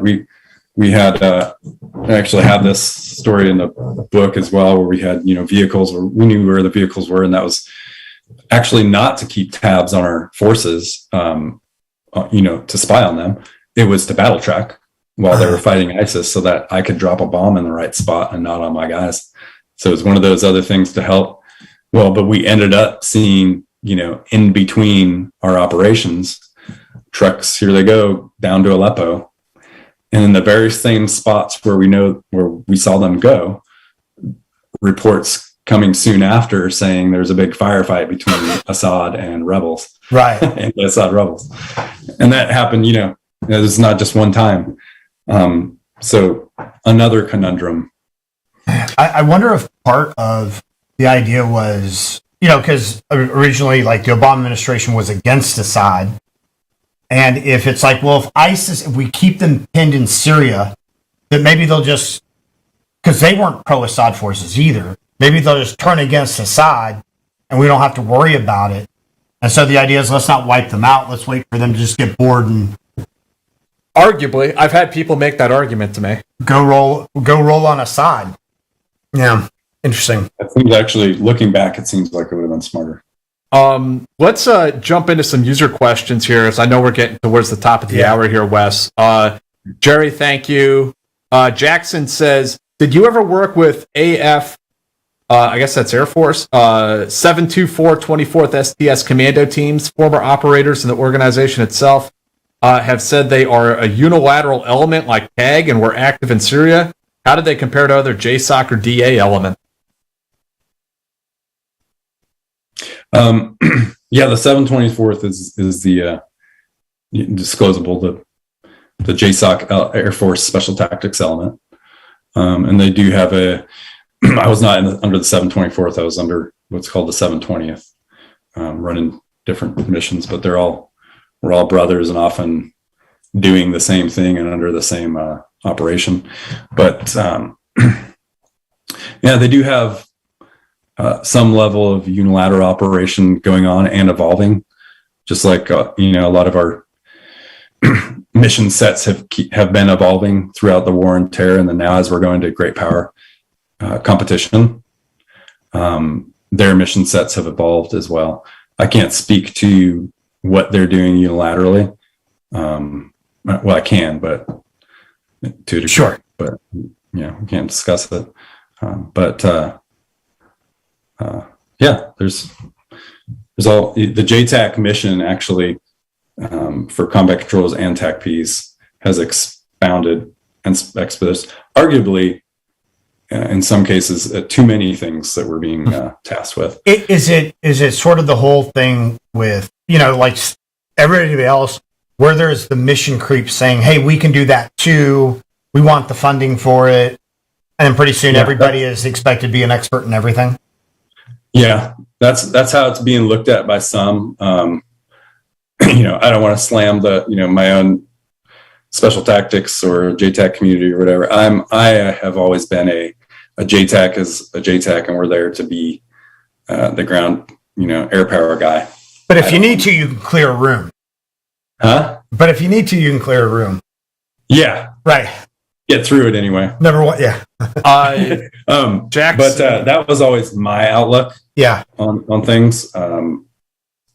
So I personally was never behind the push to go do other missions, but senior command had that in their head.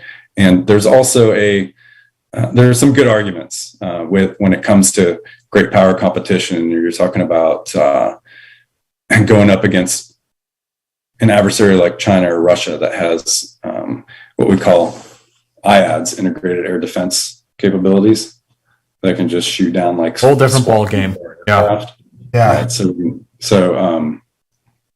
when the Air Force as an entity is looking at like, what can we do on our end to mitigate this, even though there's might be 3 other services that could already do the same thing and are already training to it, right, to help be successful in that sort of a fight. Right. You sort of already answered this, I think, but maybe we can take a more specific shot here. What do you make of AFSOC pushing to become a unilateral SOF, i.e. TACP, CCT, SR, and PJ, all working together like an SF, ODA, or SEAL team? Yeah, that'd be odd. What do you? Yeah, I think that's kind of what I was getting at. Is that I know that there's been pushes towards that to some degree for certain operations and scenarios. As I said, I always saw our strength as we are that air to ground guy for a ground maneuver element. We're not a ground maneuver element. That's me. I always thought it was kind of a little bit silly because we've got 3 other services that are doing that stuff. Right. Why do we need to do so would Ravens be your shooters? Yeah, I don't know. And I'm not. The guys are capable for sure. Sure. But to me, you are wasting assets. Right. With all the other training that we have to get to where we are on it as a JTAC and as a special operations JTAC, or in the case of a PJ or a combat control that even isn't JTAC qualified that can still do all the forward assault zone stuff. You're just wasting assets to create a team where maybe 1 or 2 guys are using those skills and the rest of them are shooters. To me, that's wasting assets. But Jackson says, what is the most crucial part of being a good JTAC? What skills separate the good from the great? I'd say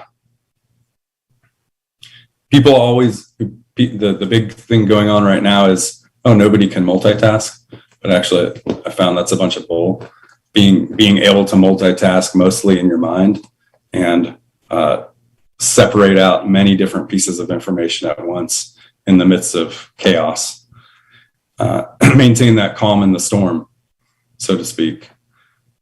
There were times both in combat and in, task force scenarios where so much is going on, and I just want to like freaking break smash everything in front of me. Yeah. But you just gotta like maintain that level and let it all come in and be the one that's coordinating and issuing the commands where they need to go. That's one of the things that I've noticed is that really good close air support personnel they go into sort of a robot mode where no matter what's going on, they're just speaking at such a level tone the entire time. Like it's a printout from a computer, Yeah, you get like that. And I've joked, I think my wife's joked more, but you get to where you can handle these situations that are like astronomical as far as what you're charged with and what what you're responsible for taking care of and coordinating and controlling, and the lives you're responsible for really as well. But you can't handle being in a line in the supermarket or normal stuff back home. You can't handle right now. Do you guys also get the opportunity later on to go to like artillery and naval gunfire spotters stuff? I mean, does it encompass all of that? We did. It wasn't that ends up being one of those if you can fit it in kind of thing. Right. It's not a horrible being a fires like an arty guy. Yeah.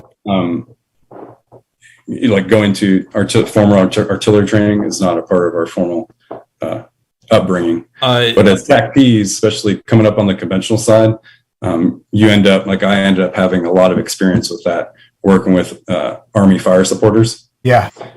So we brought that over to the special tactics side, who the combat controllers often didn't early on. I'd say the early 2000s they didn't have that as much experience doing that. Nowadays we're all kind of as training evolves and you realize what you need to keep up on. It's probably fairly simple once you have the air control. Yeah, it is. But artillery is also hard in another aspect because it's more. I'd say it's more difficult working with what we call a fire direction center than having a pilot overhead that you're talking to. Interesting. Yeah. Jerry asks, what did you use, Vector 4 or Jim LR?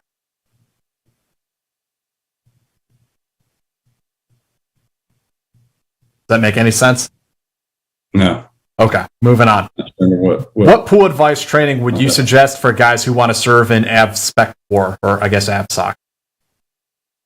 What was the first part? Sorry. What advice or what pool advice or training would you suggest for somebody who wants to go and serve in AvSoc? Pool advice? Yeah, I guess you mean swimming. So getting ready for like pre-scuba and scuba and stuff like that. Yeah, for that, be able to. You don't need to focus on like lap swimming like an Olympic swimmer. In fact, I'm a horrible lap swimmer to this day. Doing a ton of finning and doing a lot of breath work. Yeah, breath holds. Breath hold work. You work up from 10-meter underwaters to 15 up to 25 is the standard, but you ended up doing a 50 plus to pass final events, and then doing like interval training for just like you do with anything else. I'm going to go do a 25-meter underwater, come up for a minute break, and then I'm going to work down to 30 seconds and 20 seconds, and you actually essentially you build up your tolerance as you're doing that. It's fleeting. So if you stop doing breath work, for a month or something, you're not going to be able to do that same breath hold until you build back up to it. It's also good to learn how to do the ditch and dawn exercise, even though, you're probably not going to, use like twin 80s like you would in the military, but still because it's very much just a habit type of thing. It's very much a memory type of thing. And if you can have that down before you go through like Shark Week and stuff like that, then that it's natural for you. Yeah, I think so. Jackson asks, what soft unit did you work with that impressed you the most and why? Well, I never had, other than working with Rangers on parallel missions, I never was tasked with the Rangers. And then I was under Ranger Task Force, so I can't speak to the Rangers, but I worked with NSW and Army ODAs. And I'd say a good, I work with Marine conventional forces as well as a conventional Jtac, but a good ODA is kind of my favorite across the board for various reasons. Maybe because I just had so much time with the Army. Was there one kind of unit that was particularly difficult to embed with? Yeah, actually, NSW, not because of any attitude thing, but when I embedded with them, which the first time was in 2014 in Iraq when they were in charge, and then the SEALs had the predominance of guys in the crisis response force. It was just, they were just so different. I was not used to the difference, not just in the Navy, but in NSW versus, how an ODA works and functions and plans. Are you sure it wasn't because they were buying up all the hair gel and the PX? Jerry wants to know, did you ever work or train with Jtacs from the Czech Republic? No, I never did. Gordon asks, how was that dynamic between using Merc Chat, getting red card approval from CAOCC, using ATAC to generate SA, and talking to Iraqis in contact, and the PID dance using sensors from the stack? Man, that's like an insider baseball question there. Yeah. It was pretty horrible. You're referring to, red card approval from our coalition aircraft. That's a great question because they were under their own rules of engagement. And sometimes that hampered our operations.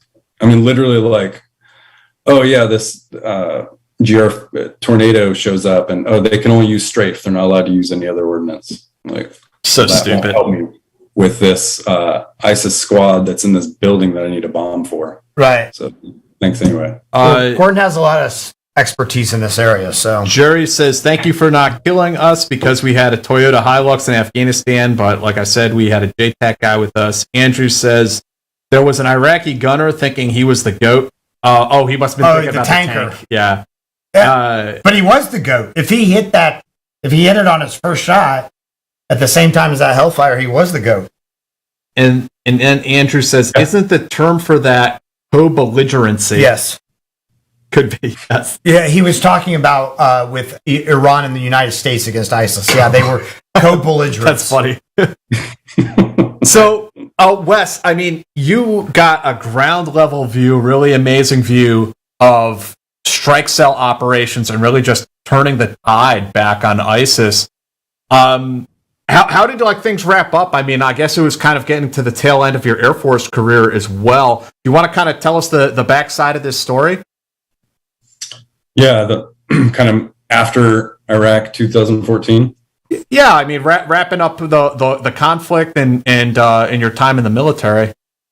Yeah, we handed over in the winter, December 2014. We handed over to other units. In fact, all SOF and the conventional forces all switched out, and there were some rough patches early on.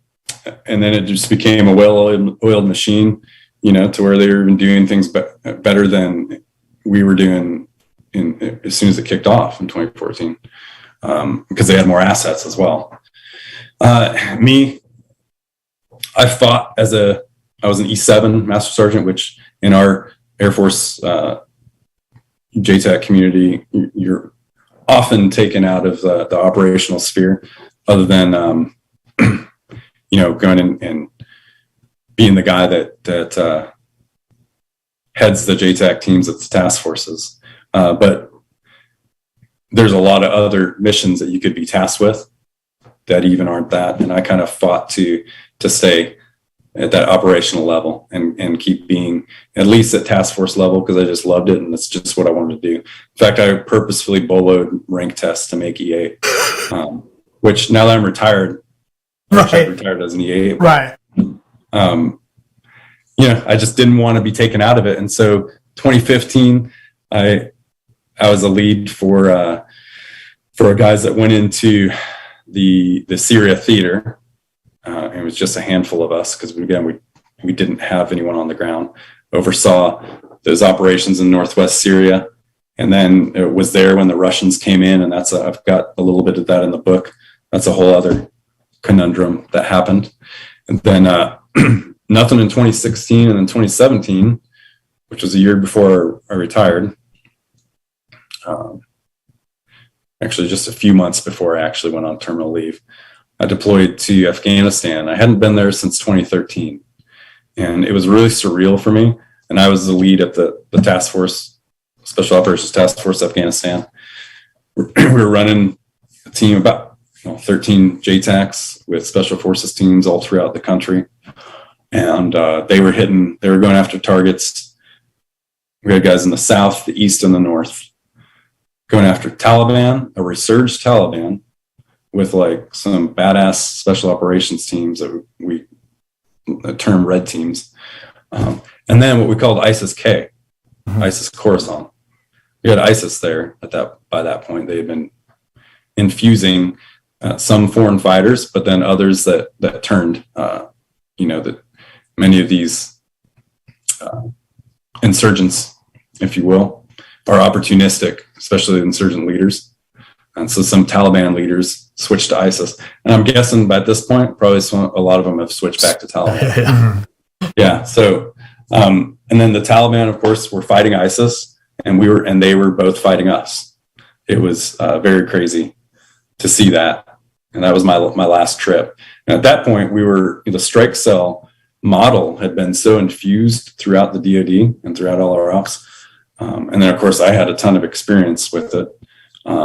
And so we were running a hybrid of strike cell ops and forward operations from the task force.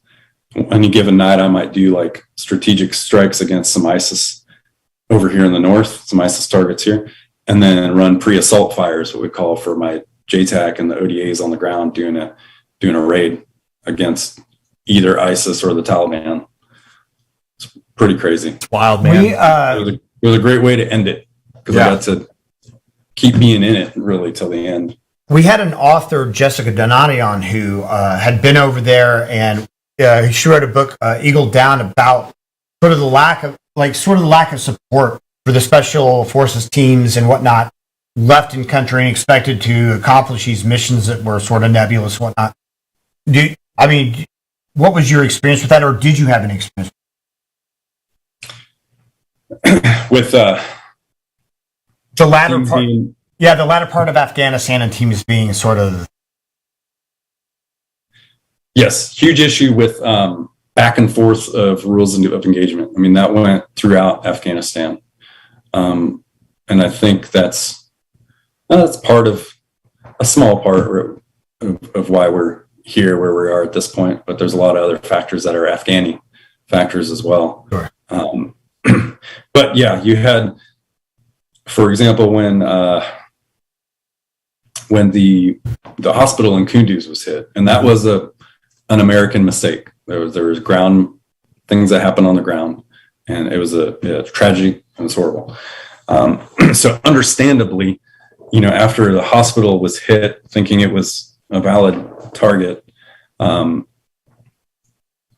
was just like, whenever something like that happened, that wasn't very often, but whenever something significant happened, that was just bad PR, bad press, essentially, for things in Afghanistan. Policy was like a lockdown for close air support. So getting strikes against like a target, right in front of you even, or sometimes if you're taking fire, took more time, or you were hamstringed by many different procedures before you could actually call that striking, to the point, where team leaders knew, like the captain, special forces captain on the ground, was worried that if I authorize this and it's not like 100%, I'm going to get fired. And they were getting fired for stuff like that. So you had tentativeness for ground commanders sometimes. Mm-hmm. And then you had like senior command holding reins from the rear. And then the more assets we got, the more kind of strike sale able we became as drones came more on the scene, and our operations became like, we've got 4 different assets looking down on the mission and everybody being able to watch it from the rear. Right. Now you had senior commanders second guessing everybody on the ground too. Thrown in their 2 cents constantly. I've been like kind of like all over this issue lately. I interviewed Joshua Middleton for Stars and Stripes, who was the medic on the Battle for Kunduz in 2015. So he was there when the hospital got hit, and then doing all this research on like the rules of engagement. But yeah, man, like exactly like you said, like the commanders oftentimes don't understand their own ROE. And they will interpret it and reinterpret it, and it's such a convoluted mess, really. And you know, I've had Jtacs tell me that it's just they get into country, or the command gets into country, and the ROE is like thousands of pages. It's like phone books stacked up on top of each other. And so the only people who really understand it a lot of time is the Jtac that's been overseas over and over and over and over again. Yeah, that's absolutely true. We had a running joke that the Jtac's like a mini lawyer as well. Right. Yeah. Right. In fact, I even worked with the lawyers and that's another story in the book. I worked with the lawyers in Bahrain on the ROE in Baghdad, trying to fix it for close air support. So. And that it shouldn't be like that. The Jtac shouldn't have to be the guy that, hey, what's this? Tell me this ROE right now, Jtac. And I mean, of course, there's going to be gray areas. There always is in war. But I mean, I think it's wrong to put the maneuver element and the guys on the ground in that kind of like we are oscillating back and forth all the time based on some sort of nebulous. I wouldn't even call it a policy decision, because really it's just a commander who's scared about, you know, his career or whatever. Right. Yep. Well, and unfortunately, it's hard to hate them also, because they risk throwing away a 15-year career if they make the wrong call. You know, you want to say you got to support your guys on the ground, but some of those decisions are zero or hero, right? You think you're doing the right thing. Yeah, but the guys on the ground are more important than your 15-year career. I 100% agree with that, and I would not argue with that in any way. But also, your commander-in-chief is dictating policy, and if you're not quite sure what your commander-in-chief is saying... The interesting thing about that is that if you look at through the whole war on terror from Bush, Obama, Trump, and now Biden, the presidential policy directives have changed very little. Like the actual policy guidance has changed very little. Like it's like a word here or two. So it really is the military. It's the commanders own the ROE. Interesting. They own it. And so, I mean, you can't even, I mean, yes, the White House has plenty of blame to take for things, but the White House isn't changing the ROE. It's the Pentagon, or it's the Pentagon, and it's the commanders in theater that are making these decisions. That's interesting. Yeah. I mean, I remember a time in Afghanistan when even for special forces, if they fired their weapon, they had to fill out whatever that form is, like about why they fired their weapon. You know, and that's just, it's a lot of scrutiny to be under. Yeah, there was a long period as well where, you know, we had a list of things to recite. They had to be recited on the radio. Right. To be able to like a script, like a narrative, right? Like what types of things? Like we are pinned down, unable, pinned down, returning fire, unable to maneuver, organics not effective, meaning that your organic weapons, your mortars and your small arms are not effective. And so that's why I need close air support. And that we have PID, positive identification of the target, and the rules of engagement are self-defense. It was like your own decide this. And then your ground commander talking back to headquarters while you're talking to your aircraft reciting this is also reciting that back to headquarters. And if that didn't happen, you're going to be held to account. So it's like reading your own Miranda rights. Yeah. Yeah. I mean, that's really kind of what it is, right? It's that legalese that covers what I mean. That's the kind of bureaucracy. It's wrong to put that on top of guys who are under fire. So that, and again, it's not even a law. It's not like you're going to jail if you don't read that or something like that. That's just some completely unnecessary bureaucracy that grew out of this monster, the U.S. military bureaucracy that just evolves into a monster over the years, over the course of 20 years in that particular conflict. Yeah, and you had, exactly, and to the point where you talked about ground commander timidity at times. Sure. You had aircrew timidity and refusal to drop. Yeah. And, by and large, 99% of the time, aircrew are doing an outstanding job, but you had those occasions where, this dude's out there taking fire and the pilot just didn't feel good about it. And because of this culture, he's just like, well, I'm not dropping for this. Right. So, he or she. Right. And that's, I guess that goes to like a larger issue of like organizational trust. And perhaps a whole other topic for another day. But it's an interesting, it's an important conversation, and I really thank you for lending your expertise to this. Wes, so a lot of people know about the different Rangers and SEALs and yada yada, but they don't hear about TACPs or Jtacs often. What would you say for people who might be watching this, think about going to the military? What type of personality and what types of things would you say would somebody would find satisfaction in that job field? Well, personality-wise, it definitely, there's that going, it takes all types. I don't think there's one personality, because there have been some very different guys for me that, are, to me, better than me. I was never as good at maybe it should be their personality, actually. But you definitely have to have that mix of wanting to have a little bit of intellectualism, I would say, or using your brain in a job, along with a whole lot of physical. Knowing that it's not going to be, the glory is about like 0.1% of the time, if you can call it glory. Maybe 1% of the time sometimes. And the rest of it's going to be a lot of work and sacrifice and being really pissed off at a lot of things, hurting your body, but it's all worth it in the end.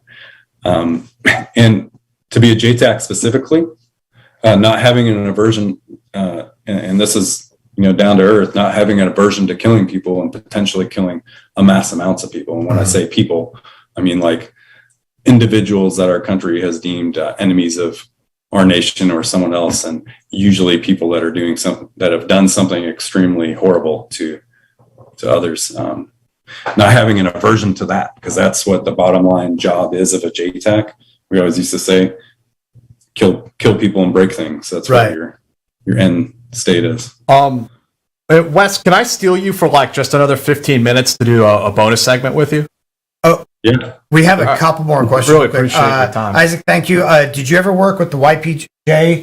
What were they like? I didn't. I was not. I had really close buddies that were tasked to that mission. I was not tasked to the Kurds, Syrian Kurds. Jerry J, thank you very much for your donation. Air Force killed more Green Beret than Taliban, but I like you anyway. I don't think that's quite true. Air Force. What? I think he was joking. He said, it's not even funny. Yeah. No, it's not funny. No. Gordon, thank you very much. You're like a salesman to Jsoc to get strike approval. Yeah, you are that. Yeah, for sure. You're like the mini lawyer and yeah, sales guy. Oh, your book with General Petard, Hunting the Caliphate. Where can people find it? Amazon is the big one. Really, all the major booksellers. You can find it online is the best spot. It's been out for a while, so often like in the store at Barnes and Noble, for example, you may find it or might not, because they'll often only hold a book that's been released for about a year on their shelves. But all over online. I highly recommend it. 2 thumbs up. I think you guys should go and read it. It's definitely the first look at this history of our battle against ISIS. I mean, there's information in there that I'm not aware of being written in any other book.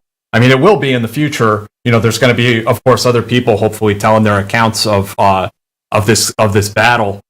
But I mean, I think you guys were the first, and it's a really, really insightful account. Thanks so much. And yeah, it's first person, and it's 2, I would hope, good perspectives. The general of Iraq and one of the lead SOF Jtacs run that, the primary mission against ISIS. But yeah, there are many other voices that could add to it. There's so many different perspectives, right? People that had these things that they were involved in, that were just amazing. And then they do it justice, One last one from Jim G. Is there any second career that retired Jtacs seem to gravitate? Yeah, like me, for example, I'm in the defense industry and communications because half our job is communications, tactical communications, and that's what I ended up going towards as that's my full-time career. So those are good options, and then transitioning to any other government or civil servant work, of course, is great as well. I know a lot of guys that go that route too. Yeah. And then a lot of guys that do the military contracting thing or government contracting thing as well. But yeah, nobody's hiring you to go drop bombs anymore, and that's unfortunate. Yeah. But you can use some of the skills. I'd say if you want to go for example, in the communications industry, not just defense, but elsewhere. But if you want to go for a career that's really going to set you up on the outside, being a Jtac is not the first one you want to go to for sure. Yeah. There's other things that will be much more. But people do know, though, that you have the ability to handle pressure or, do conflict. Yeah. Oh, absolutely. Yeah. I mean, but it's still hard for sure. Like translating what you do in a combat job, solely combat career field. Sure. To the civilian sector. Sure. So, folks, I just want to say thank you, everyone who joined us tonight, and I hope to see you guys next Friday. We're going to have Jamie Coldwell on the show. He is a retired Jsoc Sergeant Major, super cool guy, really good dude. And otherwise, please share the video, subscribe to the channel, tell your friends about it. There's a link down in the description for our Patreon page if you want to support the stream. And we're on Instagram. Where else are we? You can find us wherever you go looking for podcasts. We're out there. So thank you for joining us, guys, and we'll see you next week.